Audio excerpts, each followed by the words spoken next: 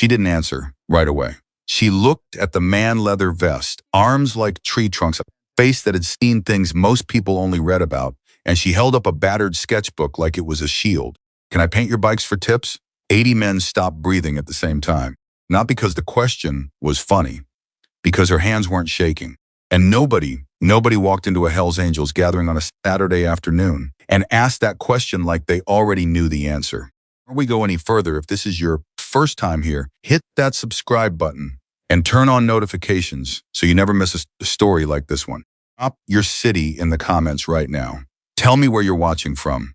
I want to see how far this story travels. All right, let's go back to Red Creek, because what happened next changed everything. The heat that Saturday in Red Creek was the kind that made the asphalt shimmer and turned the air above the parking lot into something you could almost see. Her custom cycles sat at the edge of town where the highway curved west, and on any normal weekend, it was just a shop exhaust-stained concrete, a rusted sign, a couple of bays with the doors rolled up. This was not a normal weekend. This was the Saturday before the annual charity ride, and the lot outside Mercer's was packed with 80 Hells Angels members, their motorcycles, and enough collective history to fill a very long book that nobody would ever publish. Engines idled. Conversations ran in every direction. The smell of exhaust, motor oil, and something frying somewhere down the block hung over everything. These were men who had known each other for decades in some cases.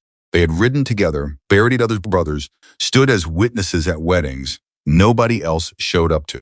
They didn't need to perform toughness. They had long since moved past the performance of it. This was just who they were: loud, loyal, and completely at ease in a world that most people found intimidating. Ray Dalton stood near the entrance with a cup of coffee going cold in his hand. He was 54 years old and had the kind of stillness that comes not from peace, but from having made every decision he ever regretted and finding a way to live with all of them. He was the chapter president, though he rarely needed to remind anyone. He lived in the way he occupied space, unhurried, absolute. A little tired, but never weak. Callahan was beside him, eating something out of a paper wrapper and talking about nothing in particular, which was the way Bear preferred to spend most of his time when he wasn't being furious about something. The gate at the lot's east end was propped open because people were still arriving. Equipment was being loaded onto the support truck. Someone's radio was playing, something nobody agreed on, but nobody bothered to change. That was the exact moment she walked in. Nobody noticed her at first. She didn't announce herself. She didn't call out or wave or do anything to draw attention. She simply came through the open gate carrying a worn canvas backpack over one shoulder and a sketchbook tucked under her arm like a student heading to class. And she walked directly toward the center of the parking lot with the kind of forward momentum that meant she had either done this before or was terrified and refusing to show it. One man noticed her, then another. The conversations didn't stop all at once. It happened in ripples, the way sound dies across a lake when something breaks the surface. The men closest to the gate went quiet, then the ones beside them, then the ones beyond. By the time Hailey Monroe reached Ray Dalton, the parking lot was close to silent. 22 years old, blonde hair pulled back, faded jeans with paint under the knees, not decorative paint, working paint, the kind that gets there through repetition, and boots. An oversized denim jacket that had clearly belonged to someone else first and someone before that. She was not small, but she was not large, and standing in the center of 80 leather-vested men, she looked exactly like what she was. A young woman who had walked into somewhere she absolutely did not belong and had made a decision somewhere between the gate and the man in front of her not to let that matter. Looked at her the way he looked at everything, slowly, completely, without expression. She shook her head once. No, sir. Someone near the back laughed. Not unkindly, but not gently either. Ray waited. Hailey took a breath that nobody except the men standing closest to her could see. Then she said it. Can I paint your bikes for tips? The laughter that followed was real and immediate and came from several directions. Not cruel, these were not cruel men. Mostly, but the laughter of people confronted with something so unexpected that the body responds before the brain catches up. 22-year-old woman, a sketchbook, 80 Hells Angels. A Saturday afternoon in Red Creek. You mean wash them? One man called out. Her voice didn't waver. I mean paint them. No laughter. A couple of men exchanged looks that meant where did she come from? Wasn't laughing. He was still watching her. There was something about the way she stood her ground, not aggressive, not performing bravery, but genuinely committed to being exactly where she was that he found interesting. He had dealt with brave people his whole life. He had also dealt with people pretending to be brave. The difference was visible if you knew what to look for. Nobody touches a bike in my lot, he said, without first proving they know what they're doing. Hailey nodded. Fair. She looked around the lot.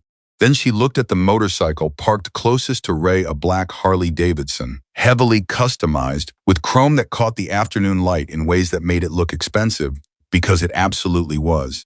Can I borrow a pencil? Ray blinked. Bear stopped chewing. One of the men nearby, a guy everyone called Cow Phi for reasons that predated anyone's ability to remember, pulled a thick carpenter's pencil from his chest pocket and held it out. It was a joke. The pencil was fat, crude, built for marking lumber. Not a drawing tool by any reasonable definition. Hailey took it without comment. She looked around, found an overturned plastic bucket near the shop entrance. Magdy dragged it over, and sat down. She opened her sketchbook to a clean page, propped it on her knee, and studied Ray's motorcycle. Not for a long time, less than 30 seconds. Then she started drawing. The first thing anyone noticed was the speed. Her hand moved across the paper without hesitation, without correction, without the tentative back and forth of someone working something out as they went. This was not sketching in the exploratory sense. This was transcription, like her eye and her hand were connected by a wire with no lag in it. The cycle appeared on the page in sections. The tank first, with the exact curve of its top, the subtle dent near the cap that you wouldn't notice unless you'd seen the bike up close. Then the engine, not a general suggestion of an engine, but an actual engine, fins and all. The specific spacing of them, the way the afternoon light caught the edges, the exhaust pipes with their particular angle, the worn leather seat with the crease down its center, the handlebars, the mirrors. Men started moving closer, not obviously. They were too practiced in appearing unconcerned, but they drifted, and then she drew the charm. Below the handlebars on Ray's motorcycle hung a small piece of metal on a short chain, a tiny pair of wings, scuffed and old, the kind of thing that could easily be missed in a crowd. Hailey hadn't been looking at the bike for 30 seconds before she started drawing, but her hand found the charm on the paper with precise accuracy and added it with 3 strokes of that absurd carpenter's pencil. Ray's expression changed. Almost nothing, but the men who knew him primarily caught it. She kept drawing, and then she did the thing nobody expected.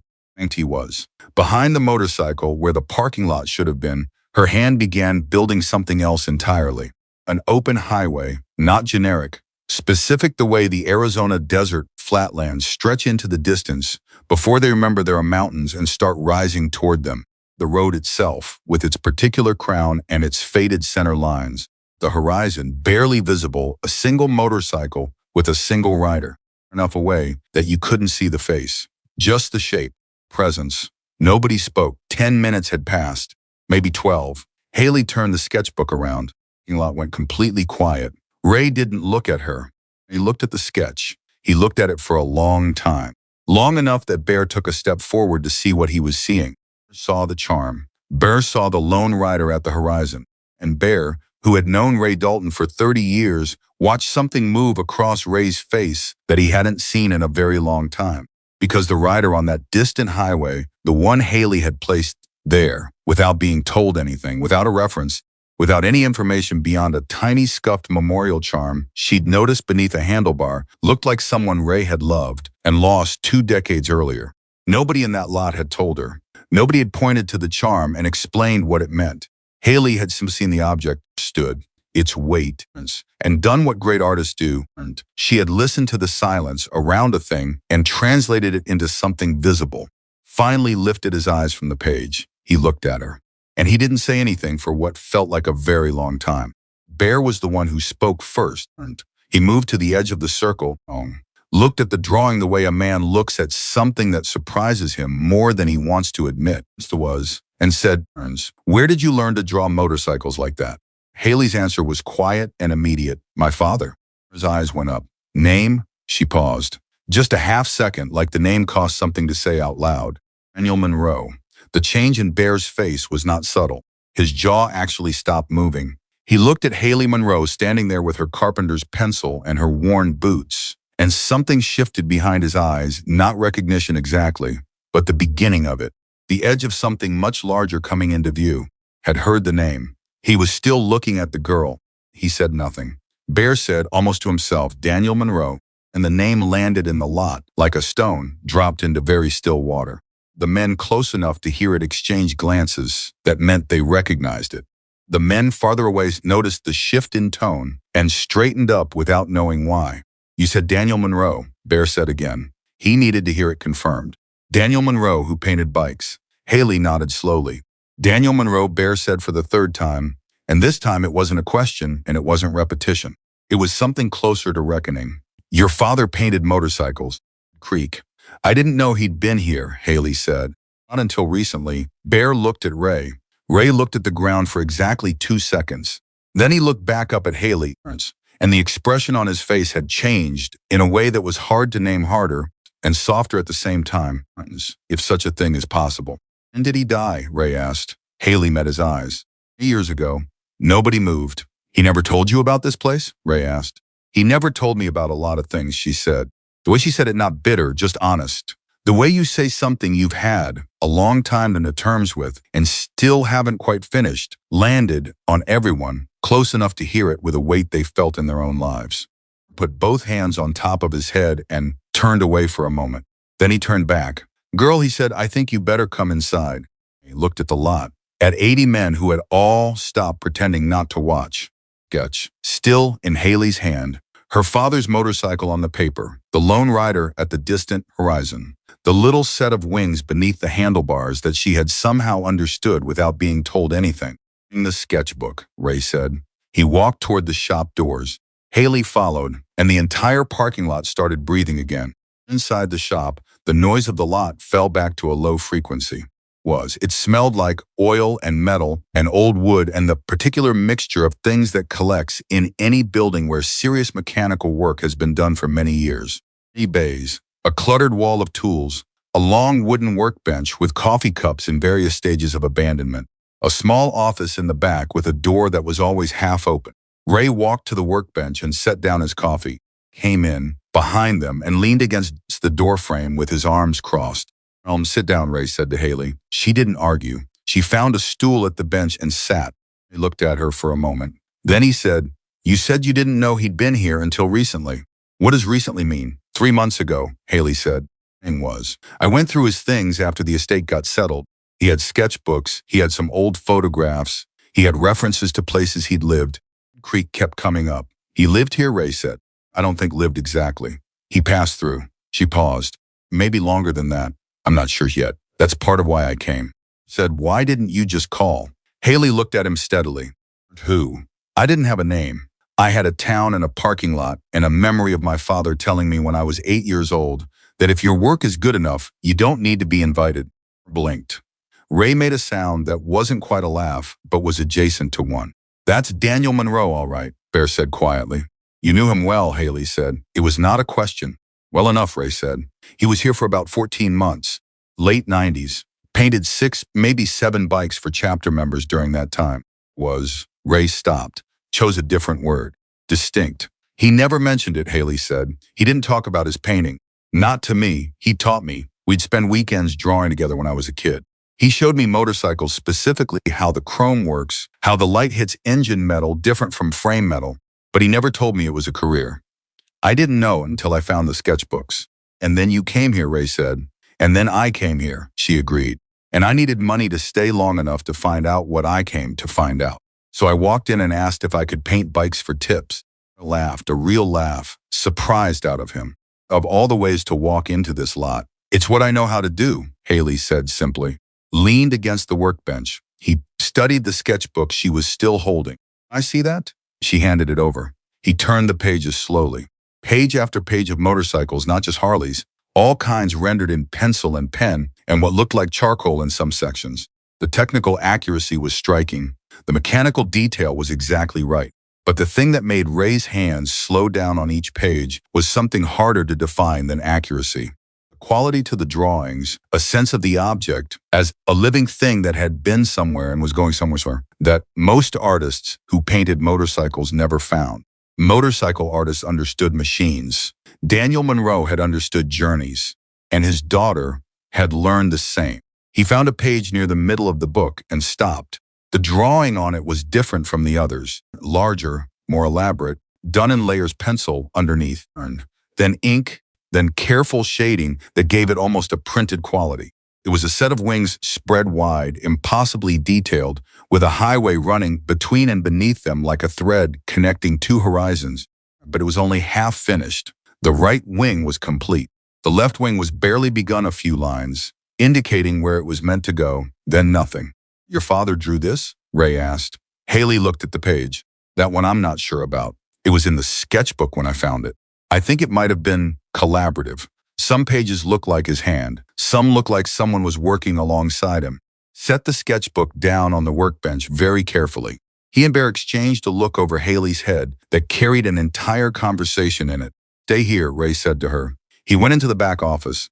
They heard him moving things, a drawer opening. The particular sound of old metal, a cabinet maybe, stayed in the doorway, watching Hailey with an expression that had moved past surprise into something more complicated. He was a big man with a face that had never learned how to hide what it was thinking, which meant the thing moving across it. Now the thing that was equal parts recognition and unease and something close to grief was fully visible to anyone who cared to look. "Your father, Bear said carefully, was one of the most gifted people I've ever seen work on a motorcycle. I've seen a lot of gifted people. I've been doing this for 35 years. He could do with paint and a chrome surface was something I've never seen duplicated." Hailey listened. "He was also a private man," Bear continued. Didn't talk about his personal life. "We knew he had a daughter. He mentioned a daughter once. Showed us a photograph. You were very small, maybe 3 years old."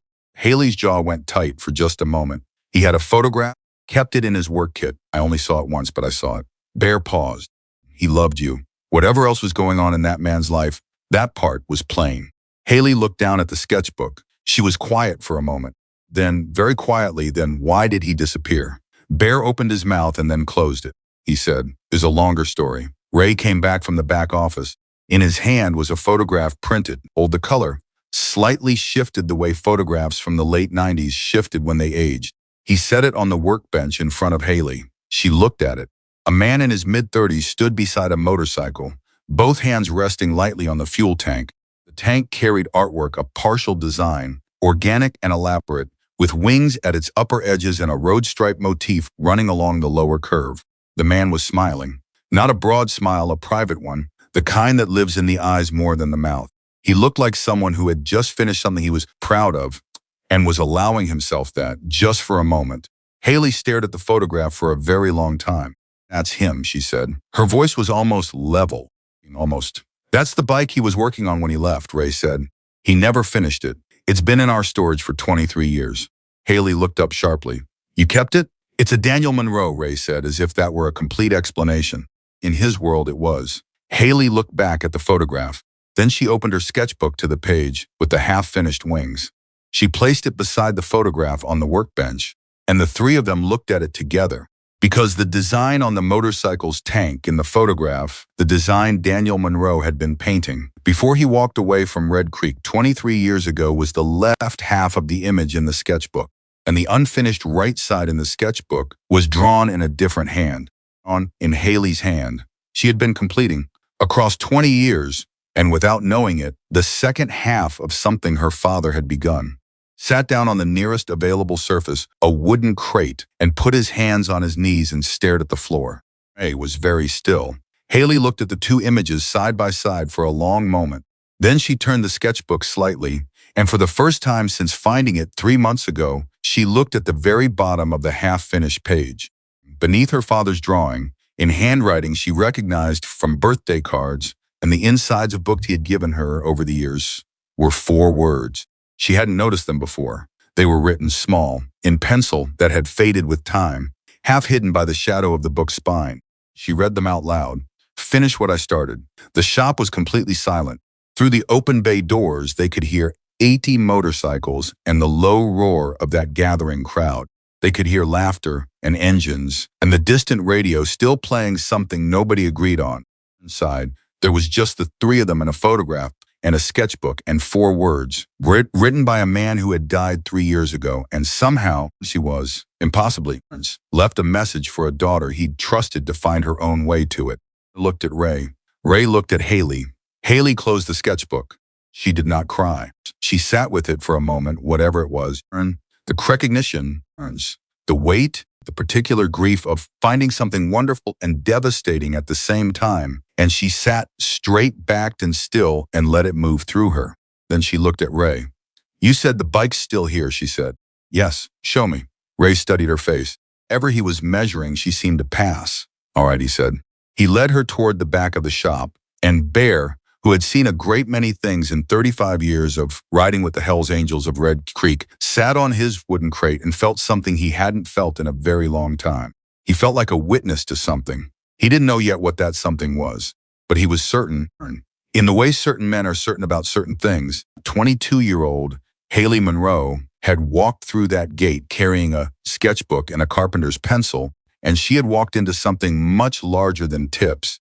The question Bear turned over in his mind as he listened to Ray's footsteps move towards the storage area was whether Hailey Monroe was ready for what she'd actually walked into. He thought about the way she'd drawn that memorial charm without being told. He thought about 4 words at the bottom of a page. He thought about a man named Daniel Monroe who had been gifted and private and had loved his daughter from a distance for reasons nobody in this shop had ever fully understood. Then he stood up off his crate and he followed them. Some things you need to see for yourself. Some moments, the real ones, the ones that actually change the direction of things you don't want to hear about secondhand. You want to be in the room when they happen. Bear had learned that much, at least, in 35 years. Some things the road takes from you, some things you find again. And some things have been waiting all along in a storage room at the back of a motorcycle shop, under a tarp for the exact right person to come looking. Storage room at the back of Merced Custom Cycles was not a dramatic place. Just a room, concrete floor, metal shelving, smell of old rubber and motor oil that had soaked into the walls over decades. Pulled a chain, attached to a single overhead bulb, and the light came on yellow and insufficient, the way lights in storage rooms always do, casting more shadow than clarity. Maybe a dozen motorcycles in various states of completion or disassembly. On shelves, boxes of things that no longer had obvious homes. Organized chaos of a working shop's memory. Everything kept, because something might one day be needed. Nothing thrown away because you never knew. Walked to the far corner without hesitation. He knew exactly where it was. After 23 years, he still knew exactly where it was. He pulled the tarp off in one motion. Hailey didn't make a sound. The cycle, underneath, was a 1997 custom, built a Harley-Davidson softail frame, with modifications that had been expensive even by the standards of that era. Had dulled under the tarp, but hadn't rusted. The leather had dried and cracked in places. The paint on the body panels was original, which meant 23 years old, and it showed faded, chipped at the edges, but underneath the age, the bones of something extraordinary were still visible. Because on the left side of the fuel tank, wrapping around the curve of the metal with the kind of precision that belonged in a gallery rather than a garage, was half of a set of wings, Daniel Monroe's half. Hailey crouched in front of it. She didn't touch it. She looked at it the way she'd looked at the sketch in her sketchbook completely, with the kind of attention that takes the whole thing in at once and then starts going deeper. 3 weeks from finishing it, Ray said, standing behind her. Maybe fourth, the right side was still primed. He'd done the left panel and he was planning the right. And then one morning he just wasn't here. He didn't say he was leaving? Hailey asked without looking up. He didn't say anything. His tools were gone, his kit, personal things from the room he was renting, just gone. Ray paused. We thought something had happened to him. Bear drove to his address, and the landlord said he'd paid 3 months ahead and moved out. Did you look for him? For a while. We had contacts in other chapters put the word out. He didn't want to be found. Hailey was quiet. She reached out and touched the edge of the painted wing with 2 fingers barely touching, the way you'd touch something old and irreplaceable. This is him, she said softly. This is exactly him. Was in the doorway. You can see it in the technique? I can see it in the choices. She pulled her hand back. My father used to say that talent is what you can do, but style is what you choose, what subject, what detail to leave out. She stood. He always left space at the edge for the image to keep going beyond the frame. He said a painting that ends at its borders is just a picture. A painting that implies something beyond its borders is a conversation. And Bear looked at each other. Those are his words, Bear said. Almost exactly. Hailey looked at both of them. He taught me every weekend for 11 years. Technique, most of it was philosophy. A beat, he gave me everything except the context. Ray put the tarp back over the motorcycle. Gently, the way you cover something you intend to return to. Come back to the shop, he said. There's something we need to talk about, and I need to make a decision. They went back through the shop. The lot outside was still loud, still full. The bikers hadn't left. The charity ride wouldn't begin for another 2 hours. And the news that something unusual was happening inside the shop had made its way through the crowd in the way news always moves through a tight community, instantly and imprecisely, leaving everyone informed and nobody quite clear on the details. Sat on the edge of the workbench, he looked at Hailey steadily. You said you need money, that you need work. Yes. Charity. No, right. He glanced at Bear, then back at her. There's a gas tank on the second bench in Bay 2. Old scratch piece been sitting there waiting to be stripped and repainted for about 6 months. The man who owns it has been patient, but he's running out of it. I've had 2 local painters turn it down because the surface is difficult. Amen. You get 3 hours. You use whatever materials we have in the shop. There's a full paint cabinet, solvents, everything you need. Trace. You don't project. You don't use a stencil unless you make it yourself by hand. You work and we watch. If what you produce is worth our time, we talk about giving you work. If it isn't, you were never here. He paused. Fair? Better than fair, Hailey said. She stood, started toward Bay 2. Then Ray said, one more thing. She turned. That tank belonged to a man named Frank Mallory. Everyone called him Ghost. He rode with this chapter for 41 years. Ray's voice didn't change in register, but something in it shifted, a slight slowing, a careful precision entering the words. He died 8 weeks ago. His wife she's having a hard time. We told her we'd get her husband's bike finished. It was something he'd started before he got sick. Another pause. Not painting for us. You're painting for her. Hailey absorbed that. Do you have photographs of him? Ray blinked. Photo Ghost. Of his life. Places he went. Things that mattered to him. She met his eyes directly. I'm not going to paint a portrait. That's not how I work. If I'm telling his story, I need to know what the story is. The lot outside provided its background noise for 3 full seconds before anyone said anything. Then Bear turned around and walked out of the shop, and they could hear him moving through the crowd, and his voice, that enormous, certain voice carrying over the engine noise. Anybody who rode with Ghost and has a photograph on their phone, bring it in right now. I watched him go. Then he looked at Hailey. You have 3 hours. She was already moving toward the bay. Happened over the next 2 hours was the kind of thing that's difficult to describe accurately, because the difficulty is not in the events themselves, but in the accumulation of small moments that collectively add up to something large. Men who had every reason to be elsewhere found reasons to be in Bay 2. Not directly, nobody pulled up a chair and openly stared. But there was a constant traffic of men who needed something from a shelf near that bay, or who had a question for someone who happened to be standing near that bay, who were simply resting against the wall at that end of the shop with no particular stated purpose. 7 photographs ended up on the edge of the workbench beside Hailey. They'd come from phones and wallets, and one man's chest pocket, a physical print, creased from years of folding that turned out to be from a Polaroid camera. Ghost at a Route 66 diner, grinning over a plate of food, at a desert overlook with his arms spread wide, and the valley below him catching the afternoon light. Ghost and his wife at what looked like a mountain campsite, both of them leaning against his motorcycle, her head on his shoulder. Ghost at about 35 years old with a German Shepherd puppy in the sidecar of a different bike. Ghost at a rally, surrounded by more people than could be counted, laughing at something off camera. Hailey looked at each photograph for a specific amount of time, not long, not short, exactly as long as she needed. Then she set them in a row above the tank and began. She didn't sketch first. That was the first thing people noticed. Most painters, even good ones, sketch, transfer, plan. Hailey picked up her brush and started directly on the primed surface. Stroke was confident and long, curving along the tank's shoulder And it was clearly the beginning of a road, a desert highway seen from slightly above, the way you see a road from the height of a motorcycle. Cowboy was standing against the wall, pretending to check his phone. Stroke and straightened up without realizing he'd done it. The highway began taking shape in the first 20 minutes. The road itself, its particular desert context, the quality of light coming across it. She was working in layers, building depth, and the speed of her transitions between dry and wet paint was something even a non-painter could sense was unusual. The men near the bay didn't know the technical vocabulary for what they were watching.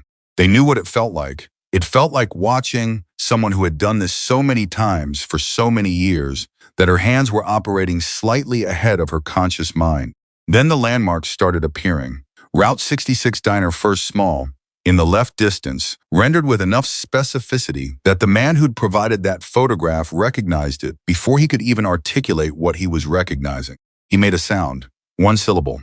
The men near him looked at the tank and then at him and didn't say anything. The mountain overlooked, then a section of highway that two riders near the back of the small crowd simultaneously identified as a stretch in western Arizona. They'd all ridden together in the mid-2000s. Said the name of the highway out loud, quietly, and the man next to him put a hand briefly on his shoulder. And the German shepherd appeared. In the lower section of the tank's left curve, rendered small and perfect, riding in a sidecar that was suggested, rather than fully detailed, just enough lines to tell you exactly what it was. The man who had provided the Polaroid photograph, a broad, weathered man named Ortega, who had ridden alongside Ghost for more than 20 years, looked at it and turned away from the bench and stood facing the wall for a moment. Nobody said anything. Nobody pointed it out. The room just quietly adjusted itself around him.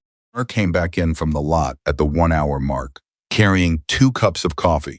He set one near Hailey's left hand without speaking and stood back to look at what existed on the tank so far. He looked at it for about 20 seconds. Then he said to Ray, who was standing 3 feet away, "You seeing this?" "I'm seeing it," Ray said, "because I want to make sure I'm seeing what I think I'm seeing and not just..." You're seeing it," Ray said again. What they were seeing was not just technical skill. Every painter in Red Creek had some level of technical skill. What they were seeing was a portrait of a life, rendered in places and moments rather than a face. Was nowhere on that tank. Ghost was everywhere on that tank. He was in the stretch of highway, and the diner counter, and the mountain light, and the dog in the sidecar. And each element was drawn from the photographs, but transformed, not reproduced, translated into something that was simultaneously specific and universal. Something that said this man and this kind of man in the same breath. At the 90-minute mark, Hailey set down one brush, picked up a finer one, and began working on something in the chrome reflection along the tank's right edge.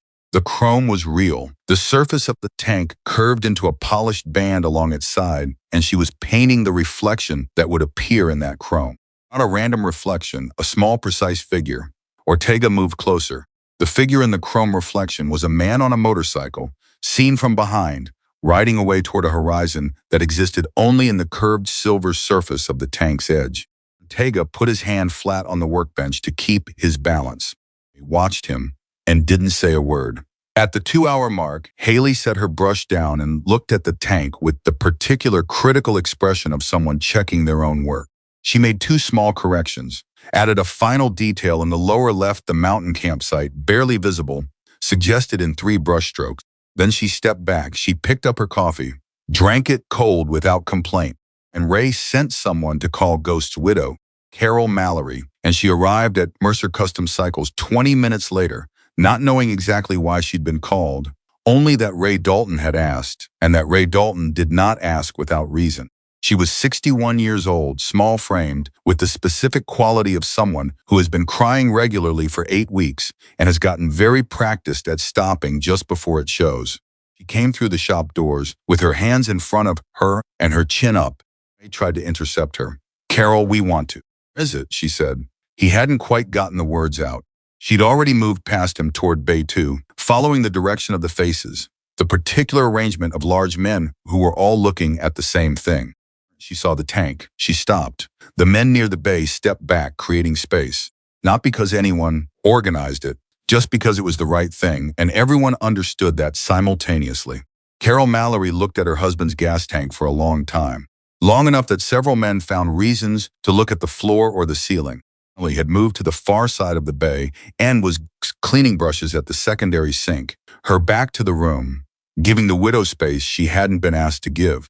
Carol reached out and touched the chrome edge of the tank, the curved polished band, where the small figure rode away toward the horizon. "That's his shoulder," she said. "That's exactly how his shoulders looked when he was riding. I used to follow him and watch his shoulders, and I always knew his mood from how he held them." She touched the metal. "Relaxed here. He's happy." Nobody spoke. "Who painted this?" Carol asked, turned toward where Hailey was standing. Hailey had stopped cleaning the brushes. She turned slowly. Carol looked at her. A 22-year-old woman with paint on her hands and worn boots and a faded denim jacket, standing at the edge of the room like she wasn't sure whether she was allowed to be in it. "You did this," Carol said. "Yes, ma'am." Carol looked back at the tank, then back at Hailey. "How did you know about the dog?" "Someone showed me a photograph." "Which mountain?" Several people pointed it out. Carol walked toward her. Hailey held absolutely still.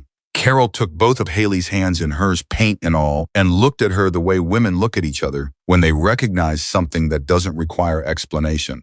"Thank you," she said, and that was all she said. But she held Hailey's hands for a moment, longer than the words required, and Hailey looked at this woman she had never met before today, who was grieving a husband she would never fully stop grieving, and something passed between them that the men in the room felt but could not have named. Then Carol let go and thanked Ray and walked back through the shop and out to her car. The bay was completely quiet. Then Cowboy said, "I want my helmet painted." And it came apart from there, not loudly, not all at once, but steadily. The way a dam doesn't explode, it develops a crack, and then the crack widens, and then the water finds its own level. Named Torres said he'd to get a memorial piece done for his brother for 3 years, and now he figured there was no better time. And called Diesel asked what she charged for a full tank job. Another man, quiet, heavy set, had been standing in the back the whole time, pulled Hailey aside and spoke to her in a low voice for 2 minutes.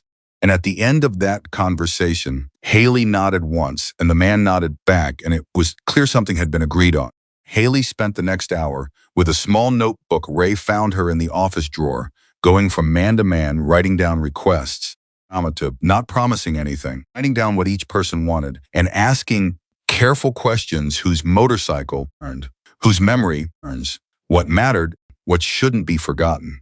She asked each man 2 or 3 things that stopped them briefly, the way a good question does, before they answered.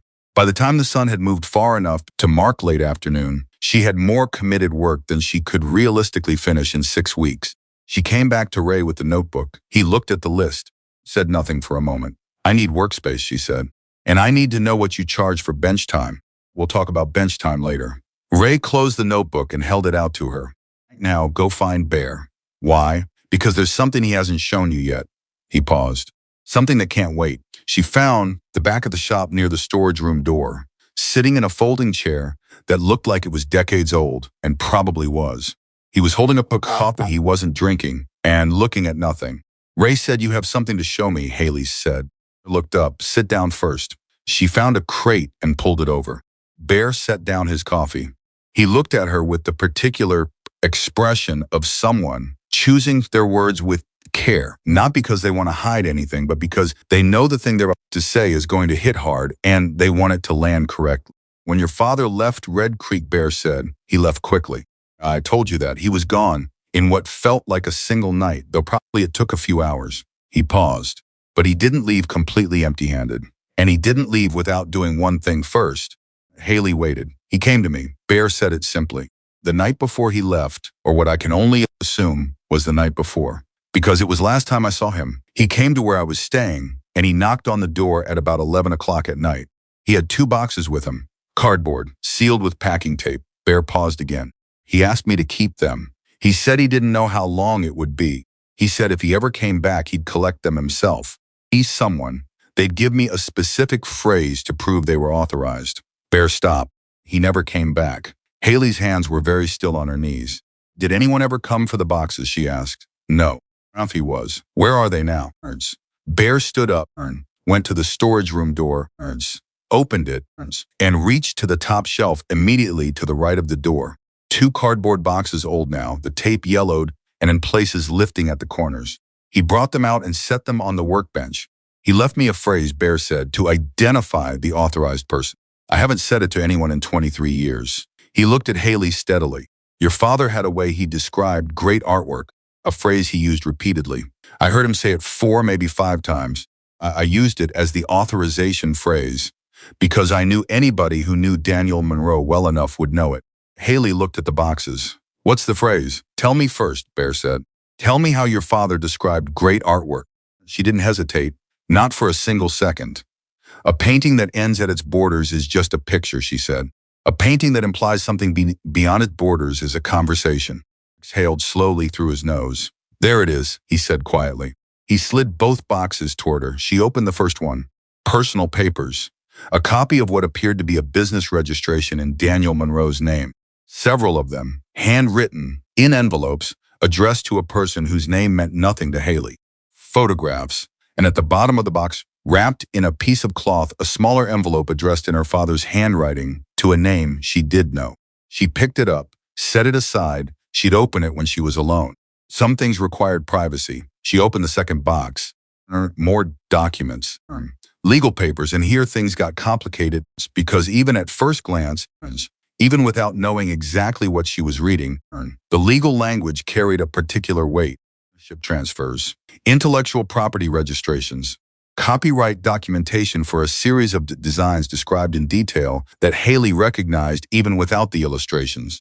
Father's designs, his original motorcycle artwork, every major piece he had created in his professional career before he stopped painting commercially. Each document transferred ownership to one person, Hailey Monroe, his daughter.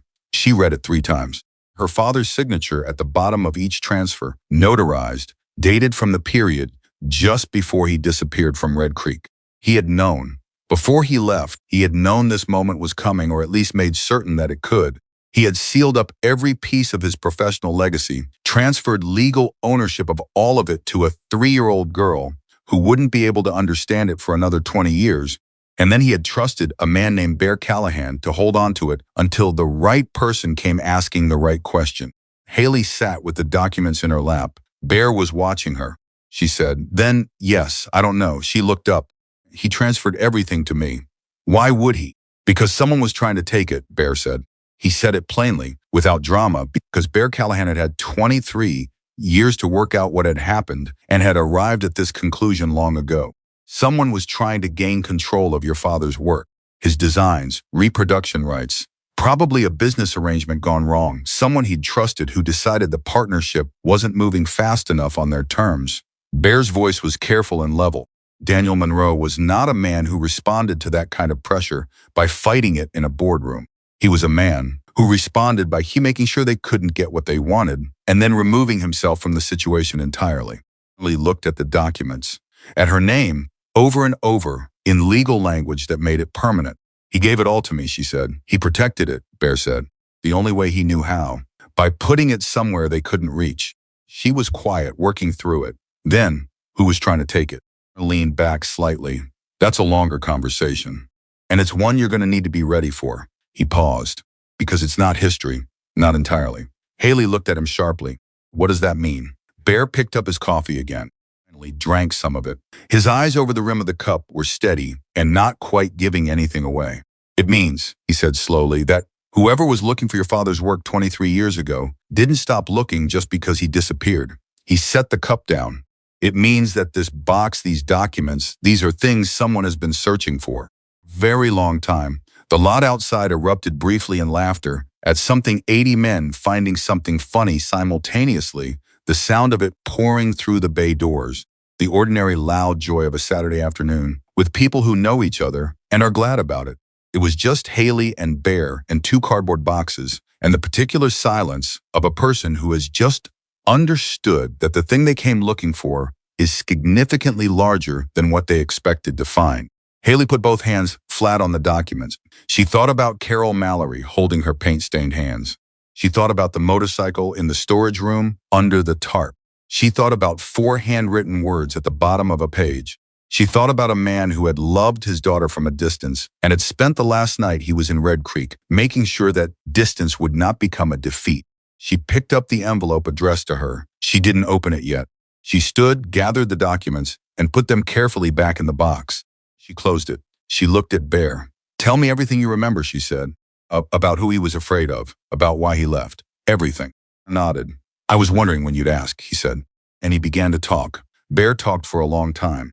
He talked the way men talk when they've been carrying something for 2 decades and finally have the right person in front of them, not rushing, not performing, just laying it down piece by piece the way you unload a truck, carefully so nothing breaks.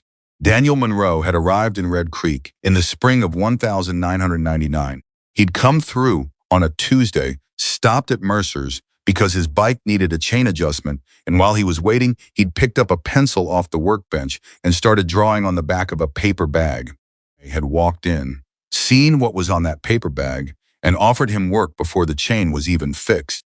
14 months Daniel painted. He was fast, and he was precise, and he understood motorcycles the way some people understand music, not just the technical structure, but the emotional grammar underneath it.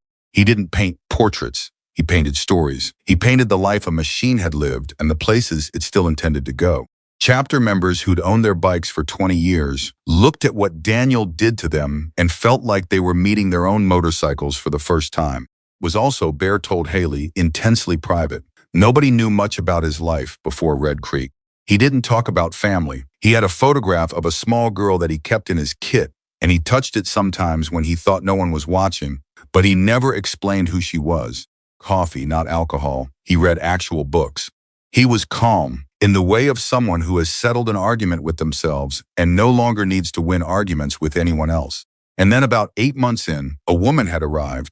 Hailey went still. "A woman," she said. "Your father's sister," Bear said. Hailey Monroe. The name landed in Hailey's chest like something physical. She came here, she did. She found him somehow, I don't know how. Daniel never explained it. She showed up at the shop one afternoon, well-dressed, polished, with a man beside her who had the specific look of a person who charges $300 an hour for his time. His voice held no judgment, just precision. "She and your father spoke privately for about an hour. In the office. I could hear the tone through the door, not the words, just the tone. And the tone was not good." "What happened after?" Daniel came out alone. He was different, not panicked, but settled in the wrong direction, if you know what I mean. Like a man who's just confirmed something he already suspected and isn't surprised but isn't happy. Bear looked at Hailey. "He didn't tell me what was discussed." He went back to work. Over the following 3 weeks, he started asking Ray questions about contracts, about intellectual property, about what it would take to legally transfer ownership of his artwork and designs to a third party in a way that was airtight and couldn't be challenged. Hailey looked at the 2 boxes on the workbench. "And then he left," she said. "And then he left." Bear nodded. "I think Vanessa came back. I think she came back, and the conversation was not private that time, or the pressure was not something he was willing to sustain. Know the details. I only know that your father spent his last night in Red Creek doing paperwork and trusting me with the result of it." Hailey opened the first box again. She found the letter addressed to her, and this time she didn't put it aside. She turned it over in her hands, feeling the edges. "Did you know she was still looking?" Hailey asked. "Not until about 6 months ago," Bear said. "Someone in a neighboring chapter mentioned that a woman matching her description had been making inquiries. Not in Red Creek specifically, wider. Trying to locate your father's original designs, his sketchbooks, anything that might have commercial value." He paused. "Are collectors who pay significant money for original, custom motorcycle artwork from that period. Your father was not the only artist working in that world in the late 90s, but he was among the best. And his originals have appreciated considerably because there are so few of them." Hailey set the letter down flat on the workbench. "She came looking after he died," Hailey said. It was not a question. It was the specific exhaustion of someone who already knew the answer. 3 years since his death, Bear said. Long enough for an estate to settle. Long enough for people with legal tools to start examining what was left behind. Hailey was quiet for a moment. Then she said something that Bear didn't expect. "She raised me." Her voice was even. "After my mother died when I was 11. Father wasn't. He wasn't available. And Vanessa took me in. She wasn't cruel about it. She wasn't warm about it either. But she fed me and she kept a roof above my head and she made sure I finished school." A pause. "She also spent those 7 years telling me that my father's talent was something I had inherited without earning. and that anything I produced was essentially his work done secondhand, and that I should probably pursue something more practical. Hailey looked up at Bear steadily. I believed her for a long time. Bear's jaw tightened. He said nothing. She's been calling me for 3 months, Hailey said. Since I started going through my father's things. Checking in, she says, wanting to make sure I'm all right. Concerned about the stress of the estate. She touched the box with 2 fingers. She wanted me to sign over management of his artistic estate to a third-party trustee. My protection, she said, because I'm young and inexperienced and these matters can be complicated. She almost laughed. Stalled. I didn't know why exactly. I just stalled. And then I found the sketchbooks. I found She looked at Bear directly. And now I know why she was calling. Bear looked at the boxes, at the documents inside them, at the legal transfers of ownership bearing Hailey's name, notarized and dated from 23 years ago, which predated any claim Vanessa Monroe could make through the estate. Those documents, Bear said carefully, mean she gets nothing. They mean she gets nothing, Hailey agreed. Then Bear said, does she know you're here? The question landed the way a cold glass of water lands on a hot day, sharp and clarifying. Hailey picked up her phone. 3 missed calls from the same number in the last 4 hours. Was. All from the same afternoon she'd walked through the lot gate. She looked at Bear. She does now, Hailey said. Ray came into the shop from the lot at that moment, reading something on his own phone with the expression of a man who has received news he was partially expecting. He looked up at Hailey, then at Bear, then at the boxes. Going to have company, Ray said. He didn't elaborate. He didn't need to. The charity ride that evening went ahead as planned, because in Ray Dalton's experience, the correct response to incoming trouble was to proceed with whatever you were already doing rather than let the trouble determine your schedule. 80 bikes left Mercer's at 6 o'clock. Hailey watched them go from the shop door, stayed behind. You don't ride with them? She asked. I'll catch up. He stood beside her in the doorway. Tell me something. When you came through that gate this afternoon, when you asked if you could paint bikes for tips, did you know who was going to be here? Hailey considered the question honestly. I knew the chapter was based here. I knew the annual ride was today. I figured there'd be a crowd. She paused.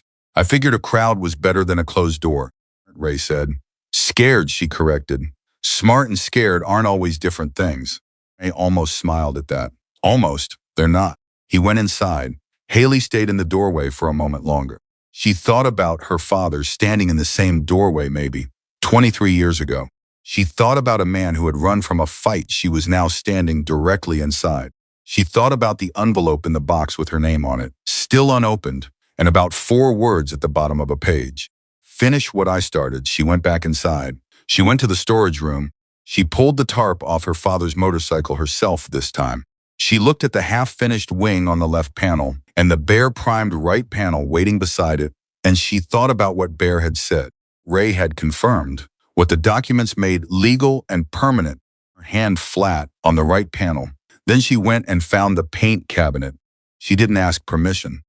She understood intuitively and correctly permission had already been given, not in words, but in the way Ray had shown her the storage room, in the way Bear had handed over the boxes, in the way 80 bikers had ridden out tonight with her commissioned work in their notebooks and Ghost's story on a gas tank that was even now being loaded for delivery.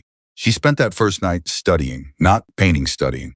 She looked at her father's finished half with a flashlight and a magnifying glass she found in the shop's tool cabinet, which was examining his brushwork, his layer sequence, and his color mixing decisions. She was not trying to copy him. She was trying to understand his conversation well enough to continue it in her own voice. Around midnight, Ray found her still in the storage room. He stood in the doorway for a moment. Go get some sleep, he said. His wife has a spare room. You're in it tonight. I'm fine. I didn't ask if you were fine. Bear's wife's spare room. He said it the way he said most things simply, once, without repeating himself. Hailey looked at the motorcycle, at the right panel. Tomorrow, she said. Then sleep tonight. She looked at him. Why are you doing this? Any of this? Quiet for a moment.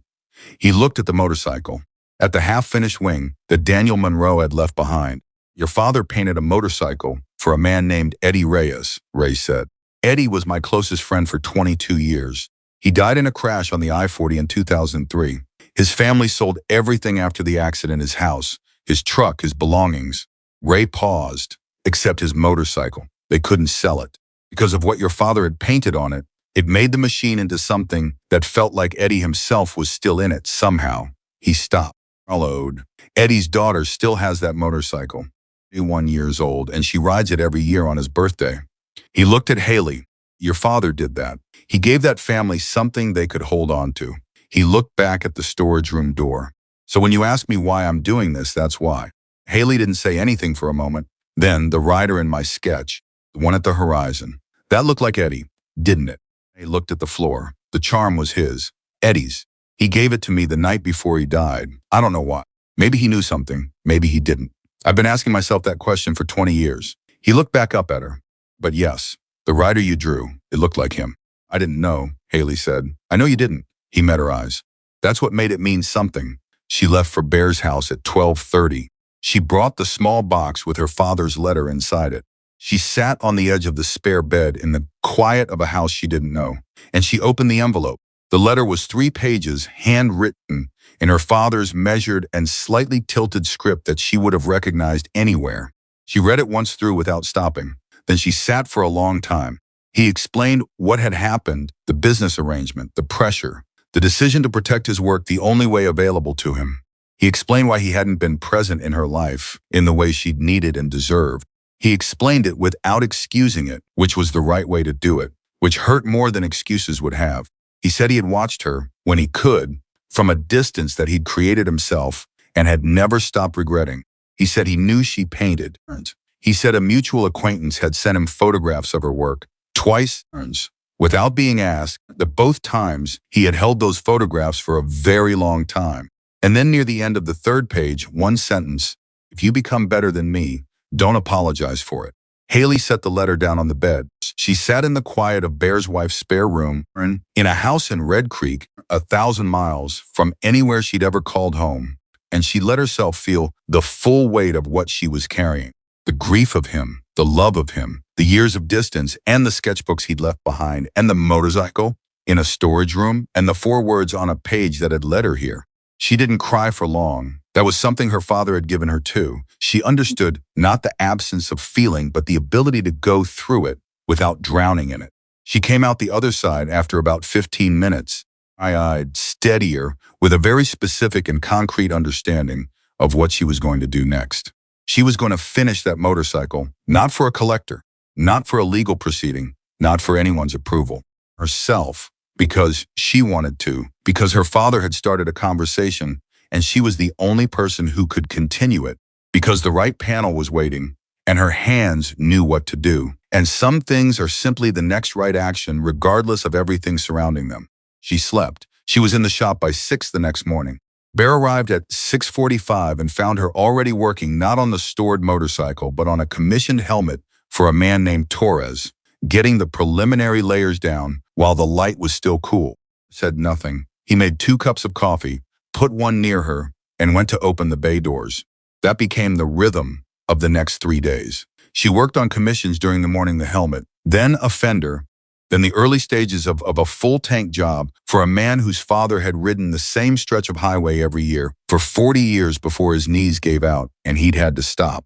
She spent the afternoons on her father's motorcycle, working on the right panel, building its layers with the patience that the work required. The garage became quieter when she was painting. Not dramatically, nobody called for silence. Nobody made a ceremony of it. But men who were working nearby found themselves talking in lower voices. A radio that was usually too loud got turned down without discussion. People moved more carefully. It was the unconscious adjustment of a space to something it recognizes as important. Right wing was emerging. It was hers, not her father's. Anyone who looked at both panels side by side could see the individual quality of each artist. The way you can hear 2 instruments playing the same piece of music and know they are different instruments, but they were in conversation. Her lines answered his lines. Color choices built from his palette and then extended it in directions he had suggested but not taken. Highway between the wings, the road that ran beneath both of them, was being continued from his half to hers with such precision that the seam between them was almost invisible. On the morning of the 3rd day, Bear stood in front of the motorcycle for a long time. Then he said, "Your old man was good. You're something else." Hailey didn't look up from her work. He'd disagree. He also told you not to apologize for being better than him. She stopped, looked at Bear. I found that in the letter. He told me the same thing, in the storage room, the night he left. Bear's voice was quiet. He said, if she finds you, and she's better than me, tell her I said she's allowed. He paused. I wasn't sure I'd ever get to say that. He put his hands in his pockets. So I'm saying it. Hailey held Bear's eyes for a moment. Then she went back to work. She was on the final details of the right wing at 2 in the afternoon on the third day, when a car pulled up outside Mercer's. A motorcycle. A car.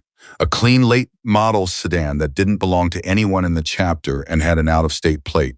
He was in the lot. He saw the car. He saw who got out of it. He came inside without hurrying. Ray never hurried and found Hailey at the workbench. Someone's here, he said. Hailey kept her brush moving. I know. You don't know who Vanessa, Hailey said. She'd been expecting it for 3 days. The missed calls had stopped, which meant either Vanessa had given up or Vanessa had stopped making preliminary calls and started making arrangements. And Vanessa Monroe had never given up on anything financial in her life.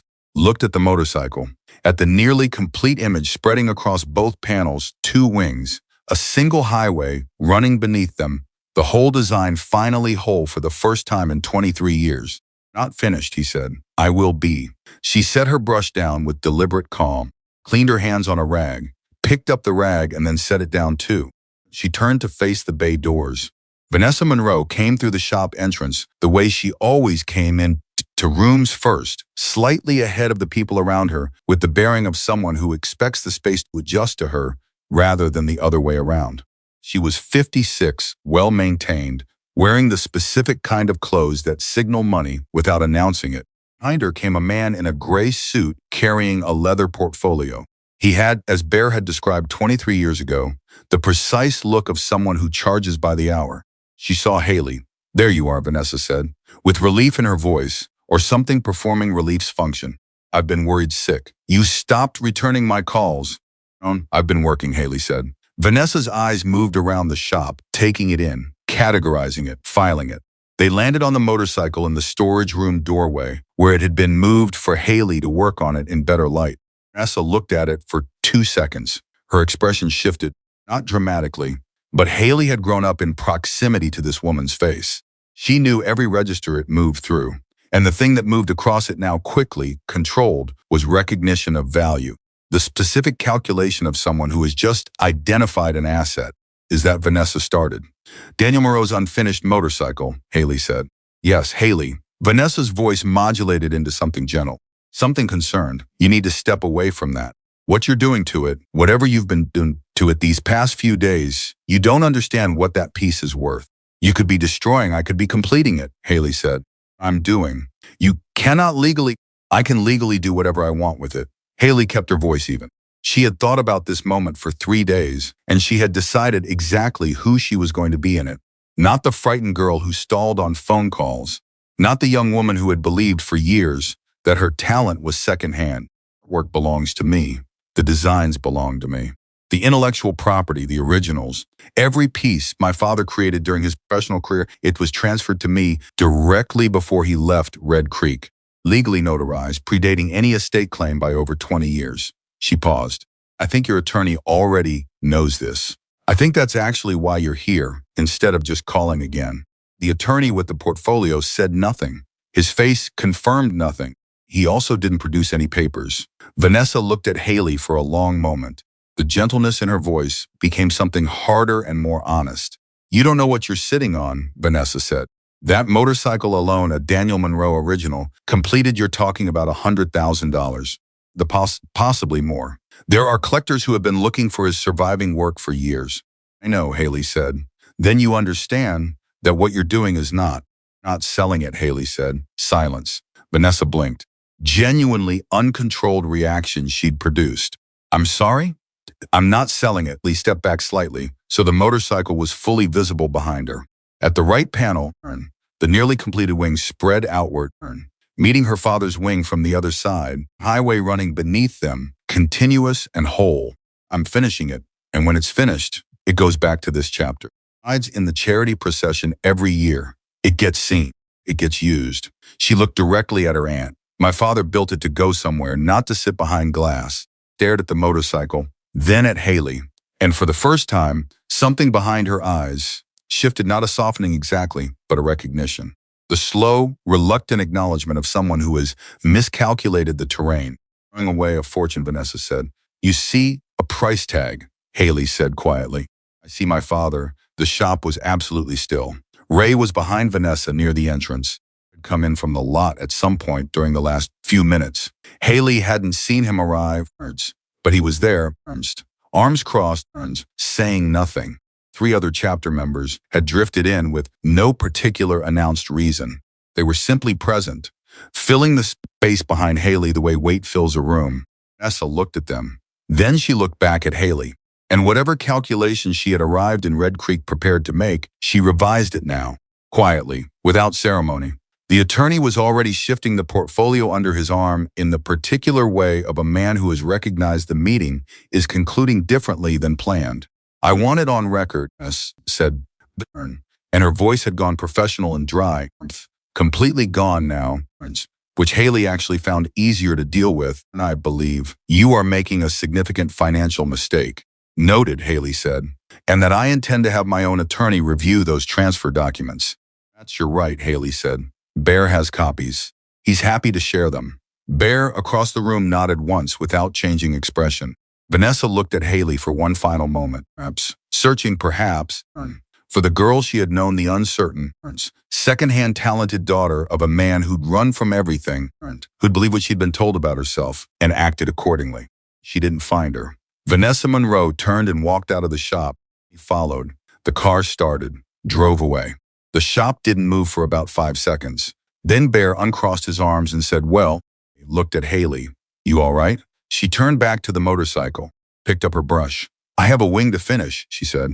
Her hands, as she returned to the right panel, were not quite steady, not shaking close to it, but carrying the particular fine tremor of a person who has just done something that required everything they had and is now on the other side of it, slightly emptied, slightly enormous. Ray watched her for a moment. He didn't say anything reassuring. He didn't offer platitudes. He simply stayed where he was present, solid, the particular kind of witness a person needs when they've just done something that matters. Went back out to the lot. The radio somewhere in the shop was playing something that nobody agreed on and nobody bothered to change. Hailey's moved across the right panel. The wing came forward under her hand. Highway continued below it, running toward a horizon that both halves of the design had been pointing toward for 23 years. And then she did the thing nobody expected. Ray saw it first from the doorway. He straightened up slowly. She was adding a second figure to the highway. Daniel Monroe's original design had carried one rider a single motorcycle, moving away from the viewer, heading toward that painted horizon. Hailey had been true to his original concept through the entire process of completing the right panel. But now in the final section of the highway, slightly behind and to the right of the first rider, a second figure was appearing. Not following, not chasing, simply riding, at her own pace, her own line, parallel to the first rider, heading toward the same horizon by her own choice. He looked at the figure, then at Hailey. She didn't look up. She was entirely inside the work. Ray looked at the painting for a long time, at 2 riders on an open highway, a father and a daughter. He understood, traveling the same road from different starting points, heading toward the same distance that neither of them would reach because that was the nature of a horizon. You moved toward it, and it kept moving, and what mattered was not arriving, but the riding itself. When Hailey finally sat back and looked at the complete design for the first time, both panels together, both wings, one continuous road, her face was still and quiet and entirely her own. You put yourself in there, Ray said. She was quiet for a moment. Then he started the road. She looked at the painting. I get to decide where mine goes. Ray nodded. He didn't say anything else. He didn't need to. The motorcycle sat finished in the center of Bay 2 for the rest of that afternoon, and nobody touched it because Ray had told them not to. Nobody needed to be told. There is a particular quality that certain completed things carry, a sense of their own finality, gravity, that announces itself without language, and the men who moved through Mercer's that day felt it and gave the machine its space instinctively, the way you give space to something you recognize as significant even before you can articulate why. Hailey cleaned her brushes at the secondary sink. She did it methodically, at a time, the way her father had taught her. Never rush the cleaning, he'd said, because the brush is the conversation, and you don't hang up on a conversation carelessly. She'd been 7 years old when he said that. She hadn't known what he meant then. She knew now. Bear came in from the lot and stood in front of the finished motorcycle for a solid 2 minutes. He didn't speak. He looked at both panels, Daniel's left wing and Hailey's right wing, and the single continuous highway running beneath them both, and the 2 riders on that highway that Hailey had placed there in the final hour. He looked at the seam between the 2 halves of the design where her work met her father's work, where 2 different hands had produced something that felt like a single voice. Then he turned around and walked to where Hailey was standing, and he put one large hand briefly on the top of her head, not patronizing, not sentimental, just the specific gesture of a man who doesn't have the right words and knows it. And then he walked back out to the lot without saying anything. Hailey watched him go. Ray appeared in the doorway of the back office. He was holding a folder. His expression was the one he wore when something was requiring him to think through several things simultaneously. Vanessa's attorney called my phone, he said. Hailey turned. How did he get your number? I don't know. It doesn't matter. Ray came forward and set the folder on the workbench. He said they've reviewed the transfer documents, the copies Bear shared, and that his client is prepared to acknowledge their validity, but that there are questions about the provenance of certain pieces that were in your father's possession at the time of death, specifically work completed after he left Red Creek. Hailey dried her hands on a clean rag. That would be work completed under a different name. I looked at her sharply. What? My father lived under a different name after Red Creek, she said. Not legally, he never changed it legally, but professionally. He painted under a different name for the last 20 years of his life. Small commissions, private clients, nothing public. That's why nobody connected him to Daniel Monroe. She met Ray's eyes. That's also why Vanessa couldn't find his work through normal channels. She was looking for Daniel Monroe. He'd become someone else. Ray was very still. Does she know that? She's probably working it out right now. Hailey looked at the folder. What did the attorney say? He said his client intends to file a claim against the estate for work produced post-Red Creek, arguing that those pieces fall outside the scope of the original transfer documents. Ray paused. The argument would be that the transfer covered his work as Daniel Monroe, the motorcycle artist, and that work produced under a different name constitutes a separate body of work not covered by the original transfer. Hailey was quiet for a moment. Then she said, that argument would take 18 months and cost both sides more than the work is worth. Yes, Ray said, which means it's not really about the money. Ray said, it's not. Hailey looked at the motorcycle, at the 2 riders on the open highway. She wants to be part of the story, she said slowly, working it out as she spoke. She missed it the first time my father disappeared before she could position herself. She's not going to miss it again. She turned back to Ray. If Daniel Monroe becomes known, if the completed motorcycle gets any attention, if the story comes out, she wants a piece of it. Not the money exactly, the association. She always wanted to be associated with things that mattered. Considered this. You sound like you've spent a lot of time thinking about her. 7 years living in her house, Hailey said simply. In the operating system. Ray sat down on the edge of the workbench. He looked at her with the particular attention of a man who is reassessing something he thought he already understood. She was standing in this shop this afternoon. He said slowly, you weren't afraid of her. Owens. No, but you were afraid when you walked through the gate this morning. That was different. How? Hailey thought about it honestly, which was the only way she knew how to think about things. When I walked through the gate, I was afraid of not being good enough, of having come all this way and finding out that the story I'd built around my father's sketchbooks was just a story I'd told myself. She looked at Ray steadily. With Vanessa, I've never been afraid of failing. I've been afraid of being right about her. There's a difference. Ray was quiet for a moment. And now that you're right about her? He asked. Now it's just logistics, Hailey said. Ray almost smiled again. He was developing a habit of almost smiling around Hailey Monroe, which, watching from the doorway, noted with private interest and kept to himself.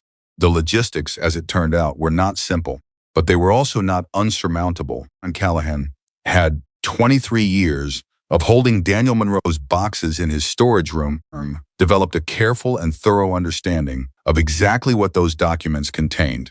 and what they contained was considerably more than Hailey had read in her first examination. Came back inside and sat down across from Hailey at the workbench. He opened the second box, the one with the legal documents, and began moving through it with the practiced efficiency of someone who has reviewed these papers many times over many years. I went through these the first year, Bear said, turning pages. After Daniel didn't come back and didn't send anyone, I wanted to understand what I was holding. He found a particular section and turned the folder toward Hailey. This is what Vanessa's attorney doesn't know exists. Hailey leaned forward. It was a supplementary document attached to the original transfer, notarized by the same official on the same date that specifically anticipated the scenario of work produced under alternative names. The language was precise and comprehensive in a way that indicated Daniel Monroe had not drawn it up alone. He'd had legal help. Someone who knew what they were doing had anticipated the exact argument Vanessa was now preparing. The supplementary document transferred ownership of all artwork produced by Daniel Monroe, including work produced under any assumed or alternative professional name, in perpetuity to Hailey Monroe.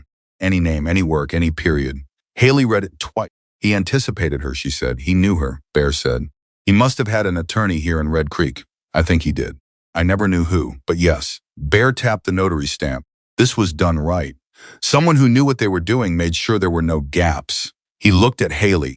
Father was not a careless man. He ran from his problems, yes. Before he ran, he made sure you were protected. Hailey sat back. She looked at the ceiling for a moment, just a moment, and then back at the document.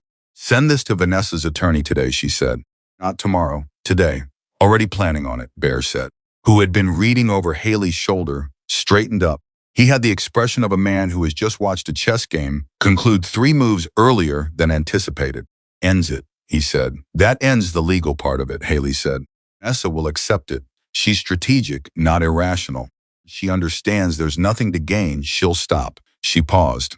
She might take 6 weeks to accept that there's nothing to gain. She'll get there. And in the meantime, Ray asked. In the meantime, Hailey said, I have a waiting list to work through. She pulled the small notebook from her jacket pocket, the one Ray had found her in the office drawer on the first day, and set it on the workbench. In the past 3 days, it had acquired more pages of entries, more names, more requests.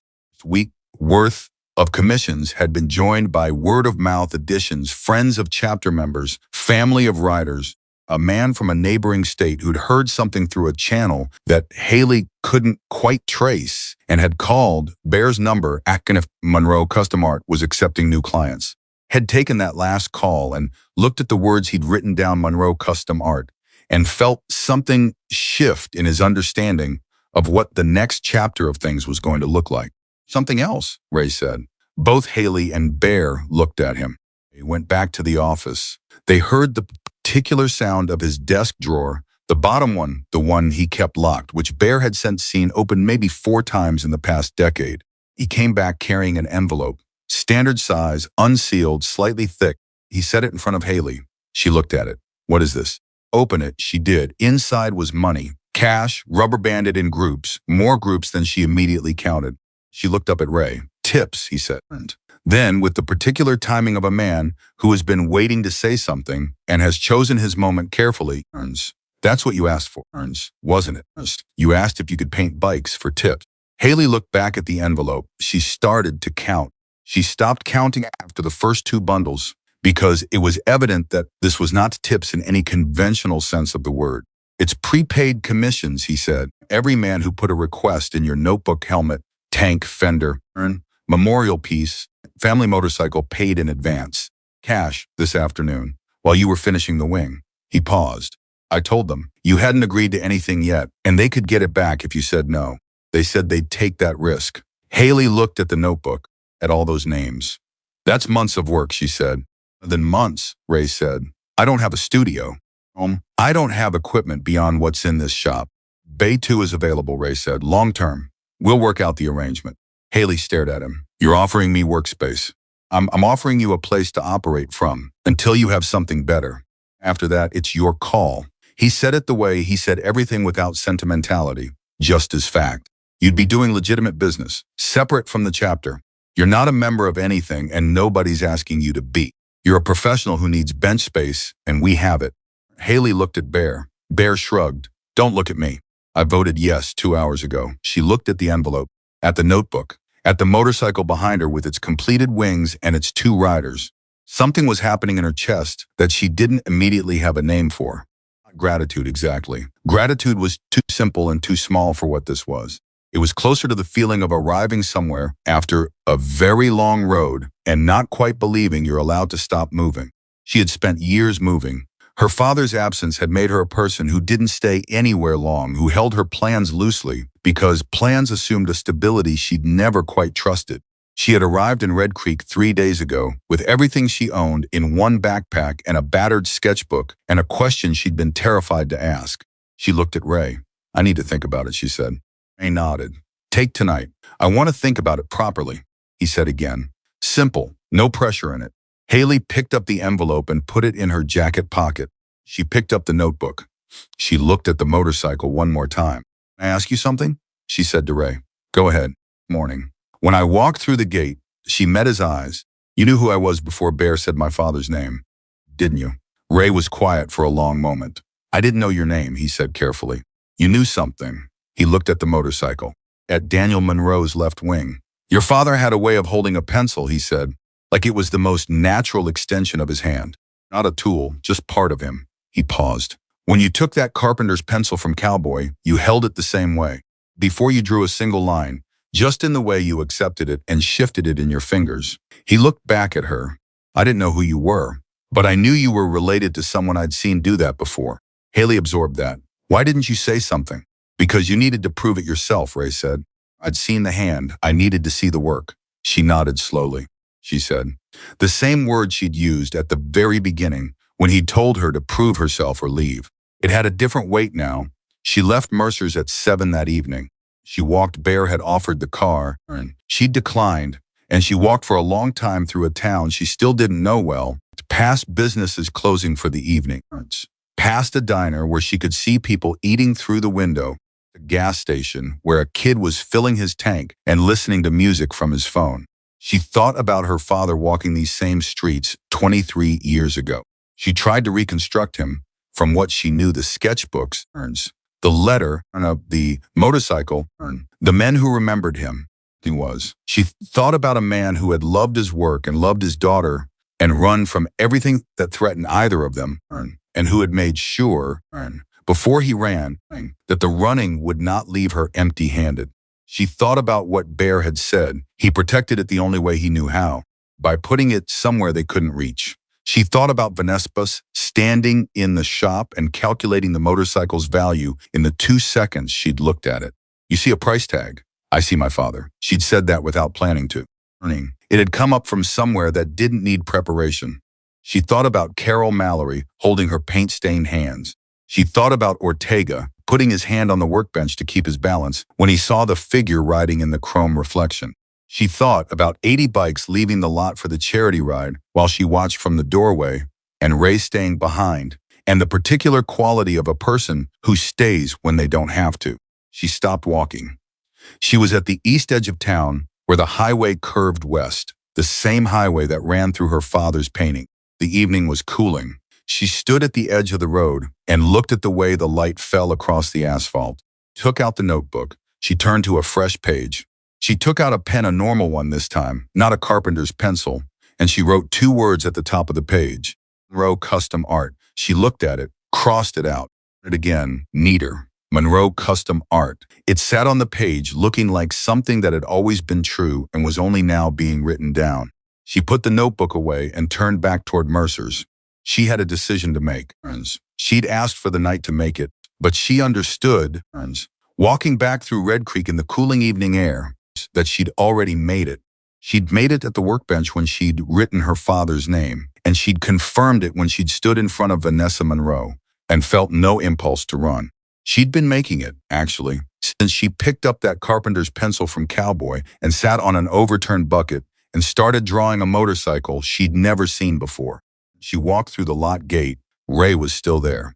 He was sitting on a bench near the shop entrance with his cold coffee and his phone, and the particular quality of a man who is waiting for something without letting the waiting become impatience. He looked up. Hailey stopped in front of him. Bay 2, she said. He nodded. Bay 2. I'll need to bring in my own materials eventually.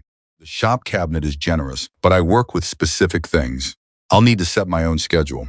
Commission's on my timeline, not anyone else's. And I need it understood that the work is mine. Every piece. I don't paint anything I'm not willing to put my name on. And I don't take a commission I can't complete properly. Nobody's asking you to, Ray said. She looked at him for a moment. Why does this feel too simple? Because you've spent your whole life around people who made things complicated, he said. Some things aren't. She thought about that. Then she held out her hand. Ray looked at it. He stood up from the bench and shook it once. Firm the way men in his world sealed things. One more thing, she said, not letting go yet. What? Cycle. Daniel's motorcycle. She met his eyes. I want it in the charity ride. Not stored, not displayed behind rope. Riding every year. Ray looked at the shop behind her. At the bay where the completed motorcycle stood. It would need to be ridden by someone, he said. I know. You have a bike? Not yet, she said. That, Ray said, is a problem with a straightforward solution. Hands. He released her hand, and Bear, who had materialized at the shop entrance at some point during this exchange, with impeccable and entirely unsurprising timing, said, I know a guy. Hailey looked at them both. These two men who had known her father, who had held his boxes for 23 years, who had given a young woman with a carpenter's pencil a chance before they had any reason to, and had then watched her earn everything she'd asked for, and several things she hadn't known to ask for yet. Thank you, she said. She said it once simply, without elaborating. Things don't need elaboration. Bear said, don't thank me. Thank the carpenter's pencil.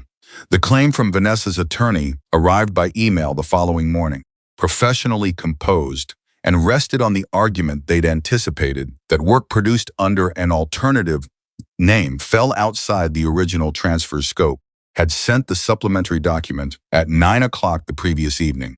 Vanessa's attorney's email arrived at 8 the next morning. Hailey read it at the workbench in Bay 2, where she was already 3 hours into a commissioned helmet job for Torres. She read the email once. Then she called the one number she had from Vanessa's attorney, the missed calls on her phone, and waited. The attorney picked up on the third ring.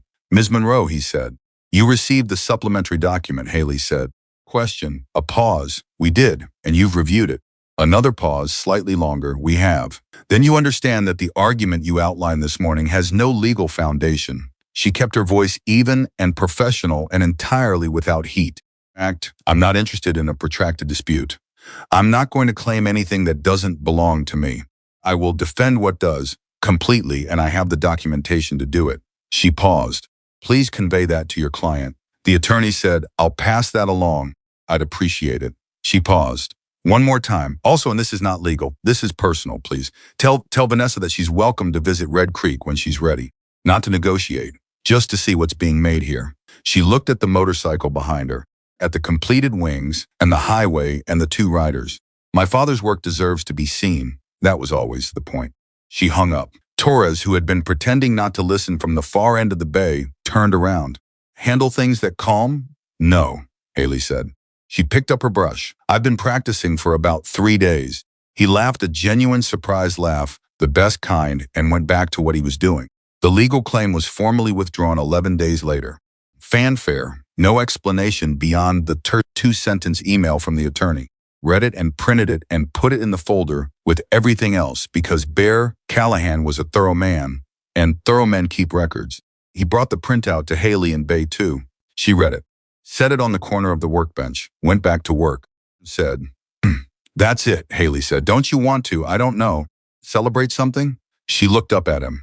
Then at the workbench around her, the helmet she was finishing for Torres, preliminary sketches, for the next tank job pinned to the board behind her, the small notebook with its running list, the jar of brushes in their specific order, the coffee cup that Ray's shop assistant kept refilling without being asked. Celebrating, she said. Bear looked at the workbench. Yeah, he said, after a moment. All right. That evening, Ray came into Bay 2 at closing time and found Hailey finishing the last detail on Torres's helmet, a small, precise figure in the chrome band that Torres had specifically not asked for, but that Hailey had seen in the story he'd told her and couldn't leave out. He came to stand beside her and looked at the helmet. He's going to lose his mind, Ray said. In a good way, I hope. Definitely in a good way. He was quiet for a moment. Then I want to show you something. She set her brush down and followed him. He led her through the shop, past the bays, out the back door, the small yard behind the building to a structure she'd noticed, but hadn't been inside a second workshop, separate from the main building, larger than she'd first assessed. Ray opened the door. She walked in. It was empty. Not abandoned empty, clean empty, the kind of empty that has been recently and deliberately cleared. Concrete floor was clean. The electrical was updated. She could see the modern outlets along the walls. The windows were large and faced the direction that would give the best light. Then she looked around. Then she looked at Ray. "This has been empty since we built the new main bay 3 years ago," Ray said. "I've been trying to figure out what to do with it." He looked at the space. "The light's good in the morning. Ventilation is decent. It would need some fitting out, proper ventilation for paint fumes, better lighting for detail work. But the bones are right." Hailey stood in the center of the empty space. She turned slowly, taking in the dimensions, the light, the particular quality of a room that is waiting for a purpose. Bay 2 was temporary, she said slowly. Bay 2 was always temporary, Ray agreed. To face him fully. "You're offering me this. I'm showing it to you," he said carefully. "What happens next is your call." She looked at the space, at the windows and the clean floor and the modern outlets. She thought about what it would mean not just logistically, but entirely. Permanent studio. A real address for the notebook's waiting list. Monroe Custom Art, not as 2 words written on a highway at dusk, but as a place. A physical thing. A door with her name on it. Her father had never had that. He'd been brilliant and peripatetic and always moving, always one conversation away from the next place, never quite allowing himself to be somewhere for real. She was 22 years old, and she had walked into a Hell's Angels lot 3 days ago with everything she owned in a backpack, her hand flat on the wall. The concrete was cool and solid under her palm. "Light's good," she said. "Very good," Ray agreed. She looked at him. "I want a sign on the door," she said. "Kind of sign." She thought about it for exactly 3 seconds. She said, "Just the name." Ray nodded. "I know a guy who does signs." "You do," she said. And for the first time in Red Creek, for the first time in longer than she could specifically remember, Hailey Monroe laughed without immediately looking over her shoulder to see who was listening. The sound of it filled the empty room. And outside, in the main lot, the evening was settling over Mercer Custom Cycles, and the highway beyond it was going gold in the last light. And somewhere in a storage room under a tarp, a cycle with 2 riders on its fuel tank was waiting for the road it had always been built for. The sign went up on a Tuesday. Bear's Guy, a quiet, precise man named Hector, who had been making signs in Red Creek for 30 years, came out in the morning with a piece of painted steel and a drill, and 20 minutes later it was done. Simple black lettering on brushed aluminum. No decoration. Just the name, the way Hailey had asked. Monroe Custom Art. Hailey stood in the lot and looked at it for a long moment. She didn't say anything. Bear stood beside her with his coffee, watching her look at it, and he understood that this was one of those moments that a person needs to inhabit fully before they can move on from it. And he was, so he didn't speak. He just stood there while she looked at her father's name and her own name fused into one thing, permanent and public, on the door of a studio in Red Creek, Arizona. Then she went inside and got to work. That was 6 months ago. 6 months is not a long time in most contexts. In the context of a life that has been waiting for permission to begin, 6 months is enormous.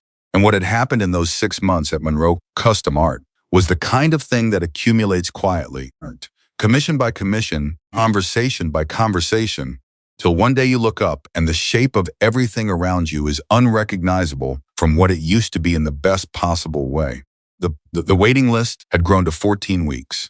14 weeks from the day you contacted Hailey Monroe to the day she started your piece. She didn't advertise. She had no website, no social presence, no marketing of any kind. A new client came through someone who had seen her work in the wild on a highway, at a rally, in a parking outside on a restaurant where a man had parked his bike and 6 strangers had stopped to look at his tank. The way word moves in the motorcycle world, person to person, with the specific credibility of direct testimony. People didn't say, Hailey Monroe is talented. They said, look at this. And they pointed, and whoever was looking understood immediately. Had watched it happen from the main shop, with the quiet satisfaction of a man who recognized something he'd known was coming, even before it arrived. Torres had been the first to show up with a story.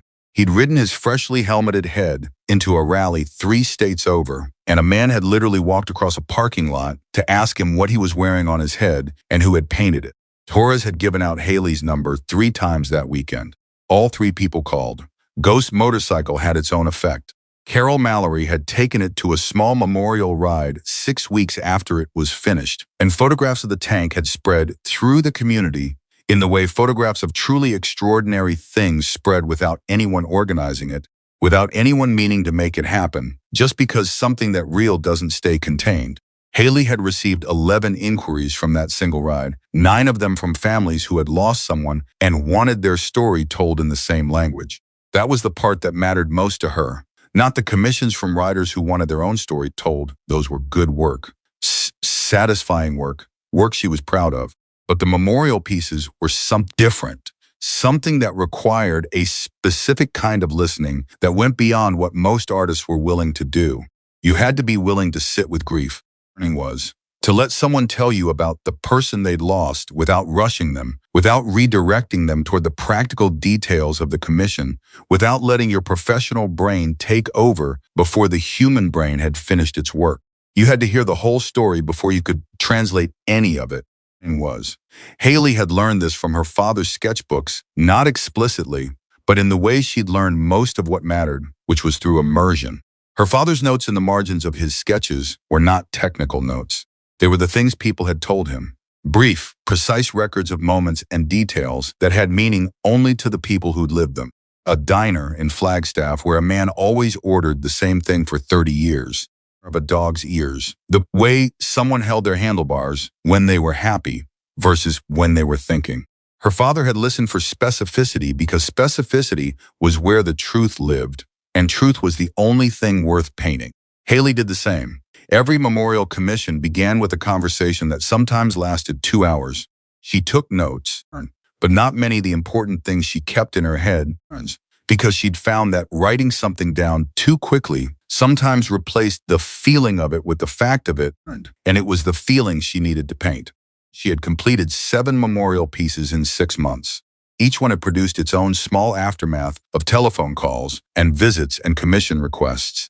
Each family had brought her something she couldn't have predicted and couldn't have manufactured a detail, a story, a specific geographic memory that made the finished work unique in a way that couldn't be replicated. She refused to replicate. That was a rule she'd set for herself in the first week and had held to absolutely. Every piece was original. If someone asked for something similar to a piece they'd seen, same style, same approach, she would do the approach but never the subject. Because Ghost Story was Ghost Story, and nobody else got to ride that particular highway. I had tested this rule exactly once.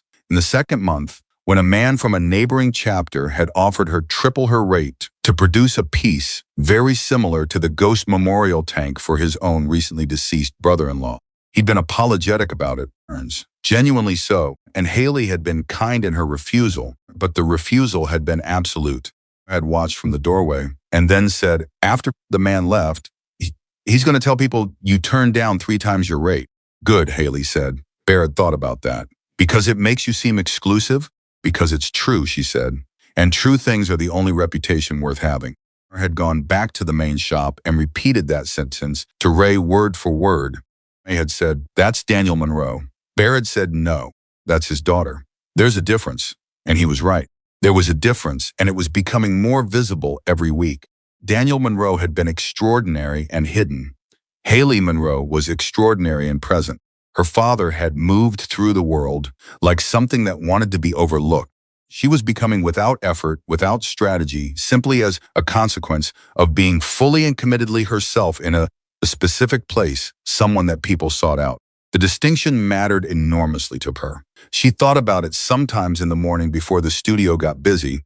She was setting up her materials in the order she liked them, and the light was coming through the east-facing windows in the way it did only in the first hour after sunrise. She thought about what it meant to be present, to stay, to let people know where to find you.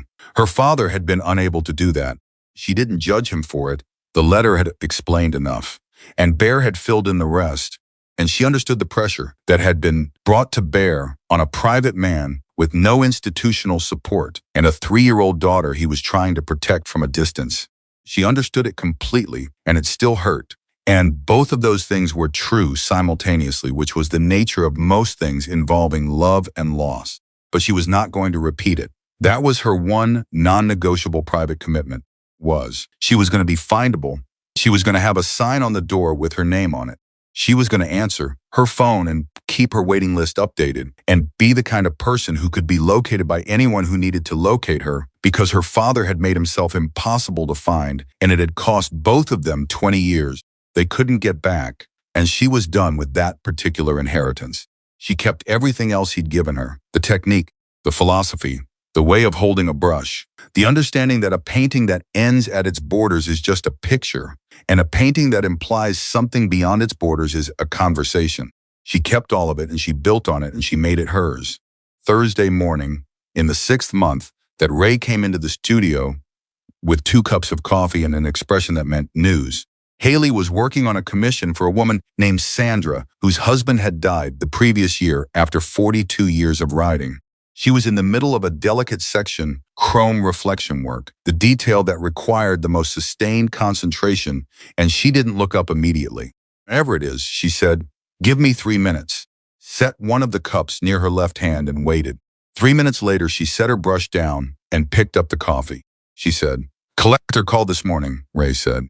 "Not the first one. This is the 4th time this particular man has called." He paused. "He's offering $240,000 for Daniel's motorcycle." Hailey drank her coffee. Ray watched her. "The answer is the same as the last 3 times," she said. "I told him that. He asked if there was any number that would change it."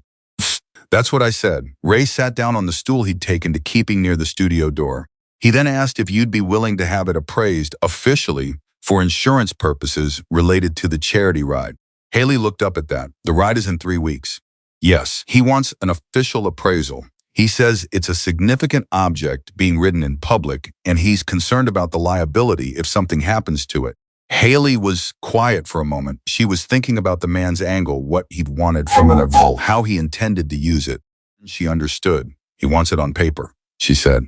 "An official dollar value, so that next year, or the year after, when he comes back, the conversation has already shifted from sentimental value to financial value. He wants to establish the framework." Ray said nothing. "That's actually quite good," Hailey said, without admiration exactly. "Like recognition. It's a long play. So what do we tell him?" She thought about it for 10 seconds. "Then, tell him the motorcycle is insured through the chapter's existing policy, which covers all vehicles in the charity procession. We appreciate his concern. And tell him that the appraisal value of that motorcycle is not a number we're interested in knowing, because a number would be the wrong way to understand what it's worth." I almost smiled. "He's not going to like that." "No," Hailey agreed. "He'll understand it. Men like that always understand when a negotiation is genuinely over." She picked up her brush. "Is that everything?" "One more thing," Ray said. He reached into his jacket and pulled out a piece of paper folded, the kind of paper that had been handled several times. He set it on the workbench beside her coffee. "This came yesterday. I wanted to give you time before I showed you." She put her brush down again. She unfolded the paper. It was a letter, handwritten, on good stationery, in the controlled cursive of someone who had learned penmanship at a time when that was still seriously taught. Turn address was from a city in New Mexico. It was from Vanessa Monroe. Hailey's jaw tightened fractionally. She read. It was not what she expected. Not a legal document, not a renewed claim, not a professional communication of any kind. It was, and Hailey had to read it twice to fully accept this an apology. Not a complete one. Not the kind that takes full responsibility for everything and asks forgiveness for nothing.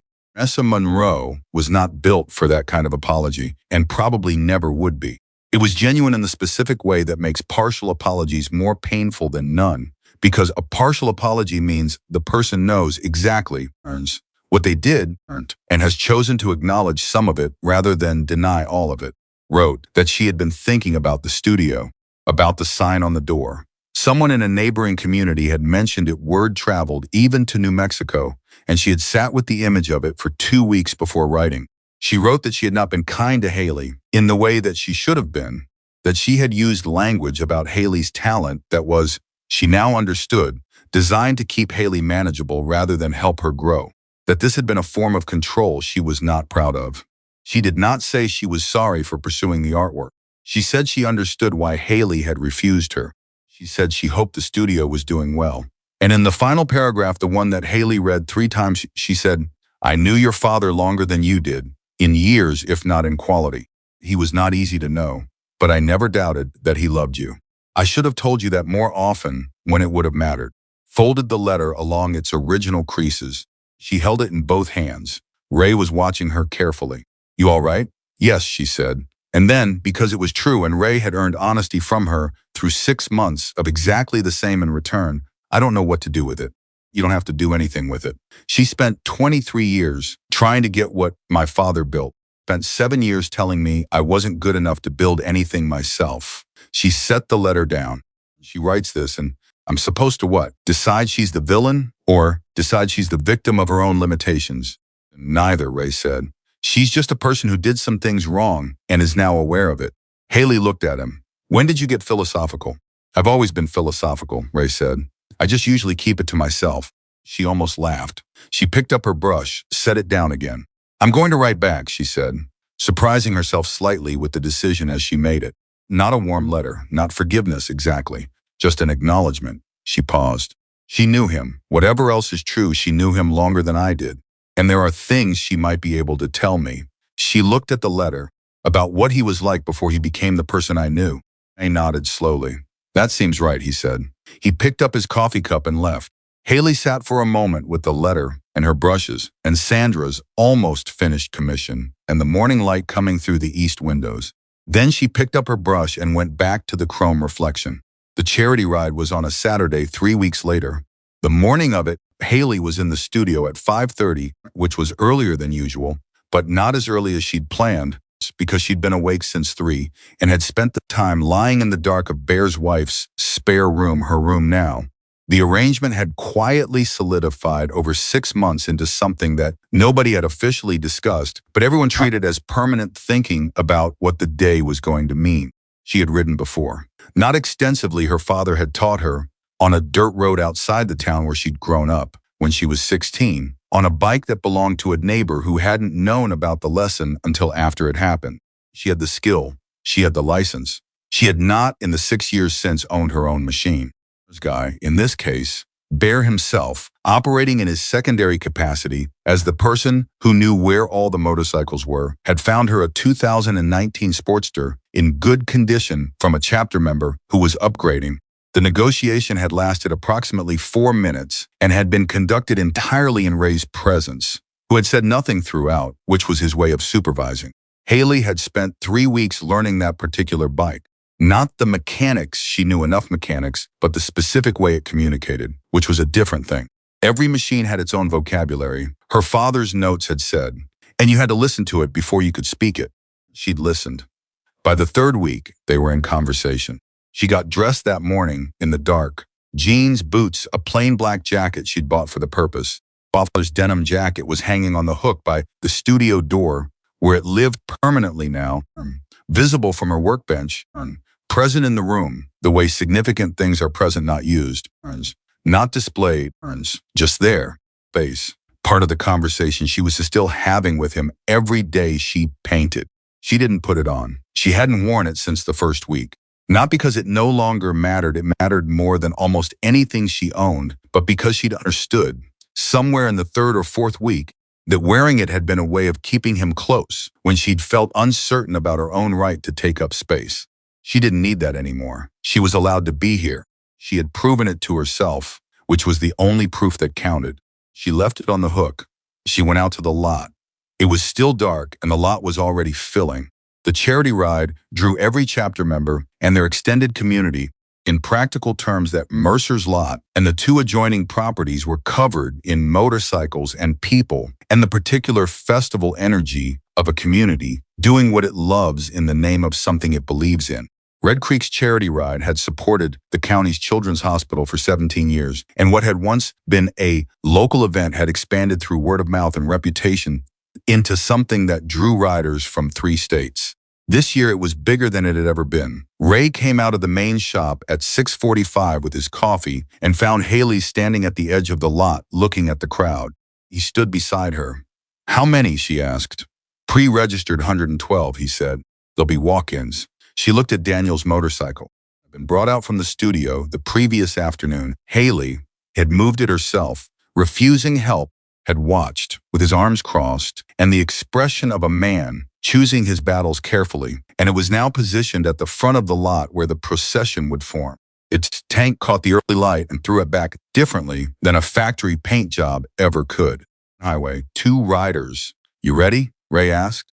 I've been ready since 3 in the morning, she said. He almost smiled. Means it matters.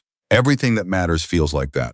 Materialized beside them, he had a gift for this, for appearing at exactly the right moment, as if he'd been there all along, and handed Hailey a cup of coffee without being asked. She took it without comment. This had become their morning ritual over 6 months, unremarkable and irreplaceable in the way of all truly good rituals. Somebody's here, Bear said. His voice carried a specific careful quality that made both Hailey and Ray look at him. Come see. They followed him, through the lot, past clusters of riders and machines to the gate at the east end. A woman was standing just inside it, 60-something small-framed, in riding gear that was well-used and personal rather than new and decorative. She was holding a helmet under one arm. Carol Mallory. Hailey felt something shift in her chest. She rides, Hailey said quietly to Bear. She used to. Before Frank got sick, she'd ride pillion. She hasn't been on a motorcycle in 2 years. He paused. She called Ray last week, asked if she could ride in the procession. He paused again. She bought herself a bike. Hailey stared at him. A bike, a used one. Nothing big. She's been taking lessons. Bear's voice was carefully neutral, but his eyes weren't. She said she wasn't going to watch this ride from the sidewalk.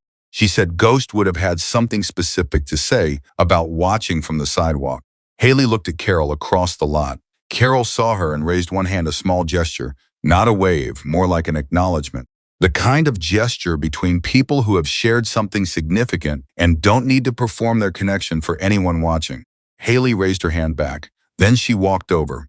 Carol looked at her with the particular expression of someone who has done something brave and is still deciding whether it counts as brave or just stubborn. Carol said, before Hailey spoke. Don't say it's a big step. I've been hearing that for 2 weeks. I wasn't going to say that, Hailey said. What were you going to say? Hailey looked at the helmet under Carol's arm, the riding gear, at the small, determined set of this woman's shoulders. I was going to ask if you wanted to ride behind Daniel's motorcycle, she said. It's at the front of the procession. There's room. Carol's chin came up slightly. The particular movement of someone keeping themselves together. That would be yes, she said. I'd like that. They stood together for a moment. He'd be glad, Hailey said. About today. About you being here. I know, Carol said. That's why I came. The procession formed at 8. Daniel Monroe's restored motorcycle went first, not ridden, because it was not registered for road use, and Hailey had made a decision not to register it, to keep it as exactly what it was, rather than convert it into a vehicle with insurance and plates and the practical identity of a machine being used, but pushed to the front of the line by Bear, who had appointed himself to this task without discussion and performed it with the gravity it deserved. Hailey rode behind it on her Sportster. Carol Mallory was 2 positions back, small and precise and steady on her used machine, riding like someone who had decided to be capable and had then become it through the specific alchemy of decision and practice. Behind them, the procession stretched back through the lot and out onto the highway. 126 motorcycles. Ray was somewhere in the middle of it. He told Hailey the night before that he didn't ride at the front anymore. He said it simply, without explanation, the way he said most things, and she'd understood that it was about Eddie Reyes, about the habit, 20-some years old, of leaving the front position for someone who'd earned it more recently. Get to the front. He'd looked at her. Chapter, she said, your ride, your highway. She'd paused, and Eddie would have had something specific to say about watching from the middle. May had been quiet for a moment. Then he'd said, you've been talking to Bear. Talks a lot, she said. I listened. He'd considered it. I'll think about it. He was. She saw as the procession organized at the front, 8 positions behind Daniel's motorcycle, which was exactly where he decided he should be and exactly right. It took 3 hours. Through Red Creek and out onto the Western Highway and through the desert that her father had painted on every piece of work he'd produced, the specific Arizona light, the specific quality of space, the way the mountains held the horizon at a respectful distance. Hailey rode and felt the road the machine and thought about her father riding this same highway, maybe 23 years ago, in a different direction and with different weight on his shoulders. She thought about a man who had carried so much alone for so long. She thought about not doing that. She thought about the waiting list and the memorial pieces and Carol Mallory's small, determined shoulders 2 positions back and Bear materializing with coffee at exactly the right moment every morning and Ray almost smiling and the sign on the studio door and the letter from Vanessa that she had answered 2 weeks ago with a brief, honest, non-forgiving and non-condemning note that had taken her 4 drafts to get right. She thought about a carpenter's pencil and an overturned bucket and 80 men going silent in a parking lot. She thought, I built this, not alone. Nothing is built alone. Had said that too. Every piece of great art is a conversation, and conversations require at least 2 people, but she had built it. She had walked through the gate and asked the question and done the work and stayed when staying was hard and refused to run when running was familiar. She had built this. The procession returned to Red Creek at 11. They came through the main street with the particular noise of a large group of motorcycles in close formation, a sound that Red Creek residents had learned over 17 years recognized as belonging to something that mattered. And people came out of businesses and stopped on sidewalks and watched, not gawking, witnessing. The distinction was visible in the quality of their attention. In the lot back at Mercer's, after the bikes came in and the engines quieted, and people started moving toward the food and the tables and the event that occupied the rest of the day, Ray found Hailey near Daniel's motorcycle. He reached into his jacket. He produced the sketch, the one she'd made on the first afternoon, the pencil, drawing on the sketchbook page, her father's motorcycle, the memorial charm, the lone rider at the horizon, drawing that had silenced the lot. The drawing that had started everything. Now, simple frame, plain glass, nothing that competed with the image inside it. The cheap carpenter's pencil lines were visible through the glass, thick and certain, and alive with the specific energy of something drawn quickly and without second guessing. Hailey looked at it. I had it framed the week after you came, Ray said. I wasn't sure what I was going to do with it. I figured you should have it. She took it with both hands. She looked at it for a long time. At the lines she'd made with a lumber pencil in 10 minutes on a hot Saturday afternoon, not knowing what she was walking into, not knowing whose memorial charm she was drawing, not knowing that the image she added from instinct, the lone rider at the horizon, was going to land on a man who'd been carrying his grief for 20 years and give it back to him in a form he could hold. She hadn't known any of it. She'd just seen and translated and trusted that the translation was worth making. That was the whole job, her father's notes had said. Translate, honestly. Trust the work. She held the frame. Thank you, she said. Don't thank me, Ray said. It's yours, you made it. She nodded. Then from across the lot, his voice, that enormous, ringing voice called out, Monroe! You've got a visitor at the studio door. She looked up. Bear was standing by the studio entrance across the lot, and beside him was a young woman, early 20s, maybe younger, dark hair, paint-stained fingers visible even from this distance, a portfolio tucked under one arm with the particular grip of someone who has been holding it tightly for a long time.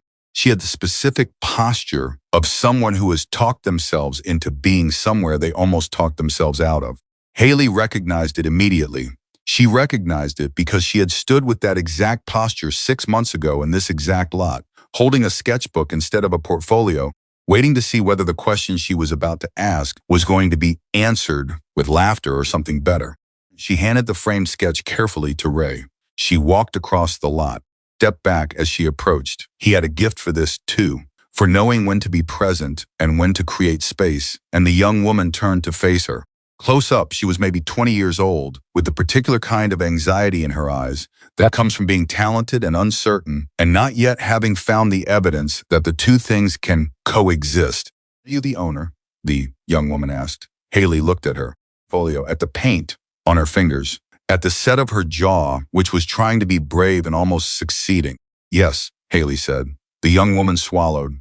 I heard about this place from someone who saw the ghost memorial tank at a rally in Tucson. I've been driving for 6 hours. She shifted the portfolio. I do custom painting, mostly canvas, some commercial work.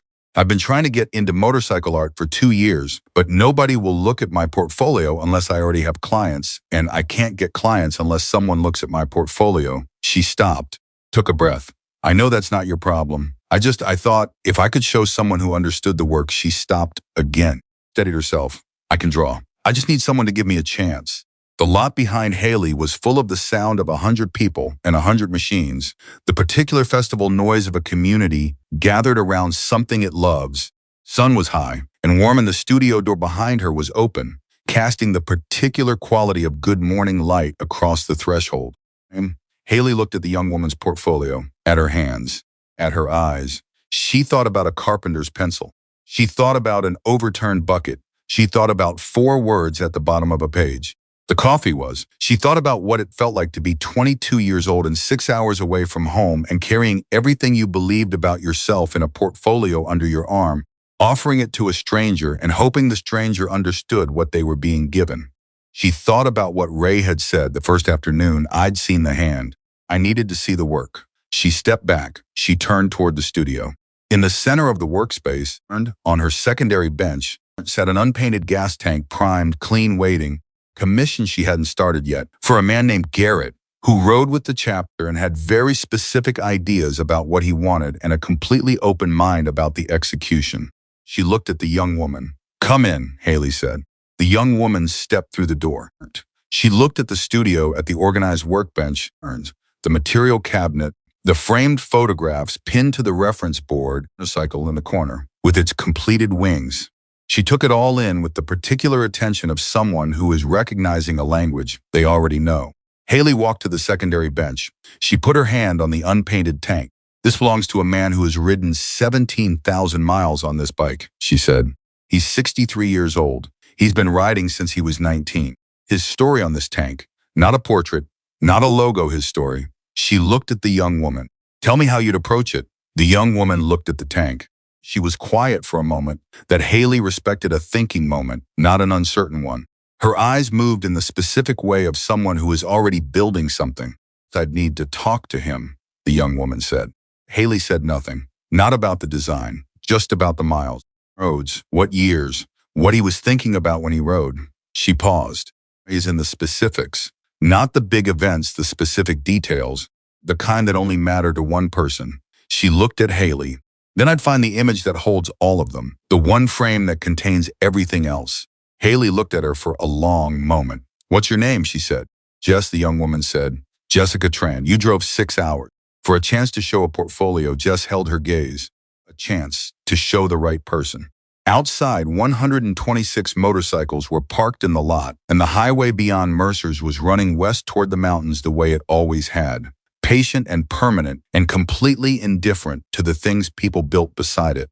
The things people built beside it mattered. The things people built with their hands and their attention and their willingness to stay somewhere long enough to become part of it, those things mattered enormously. Hailey picked up a brush from her cup and held it out the tank toward Jess. "Show me," she said. Jess looked at the brush, looked at Hailey, took it. And Hailey stepped back and gave her the space and the light and the same unhurried, absolute attention that Bear had given her 6 months ago when she'd sat on an overturned bucket with a carpenter's pencil and started proving something. Later that afternoon, when the ride's events had wound down and the lot was quieter, and the long shadows of late afternoon were moving across the concrete, Hailey stood in the studio doorway with her coffee. Jess was at the secondary bench, 3 hours into a preliminary design on a piece of primed board that Hailey had given her, working with a focus so complete that she'd stopped being aware of being watched. Came to stand beside Hailey. He looked at Jess working.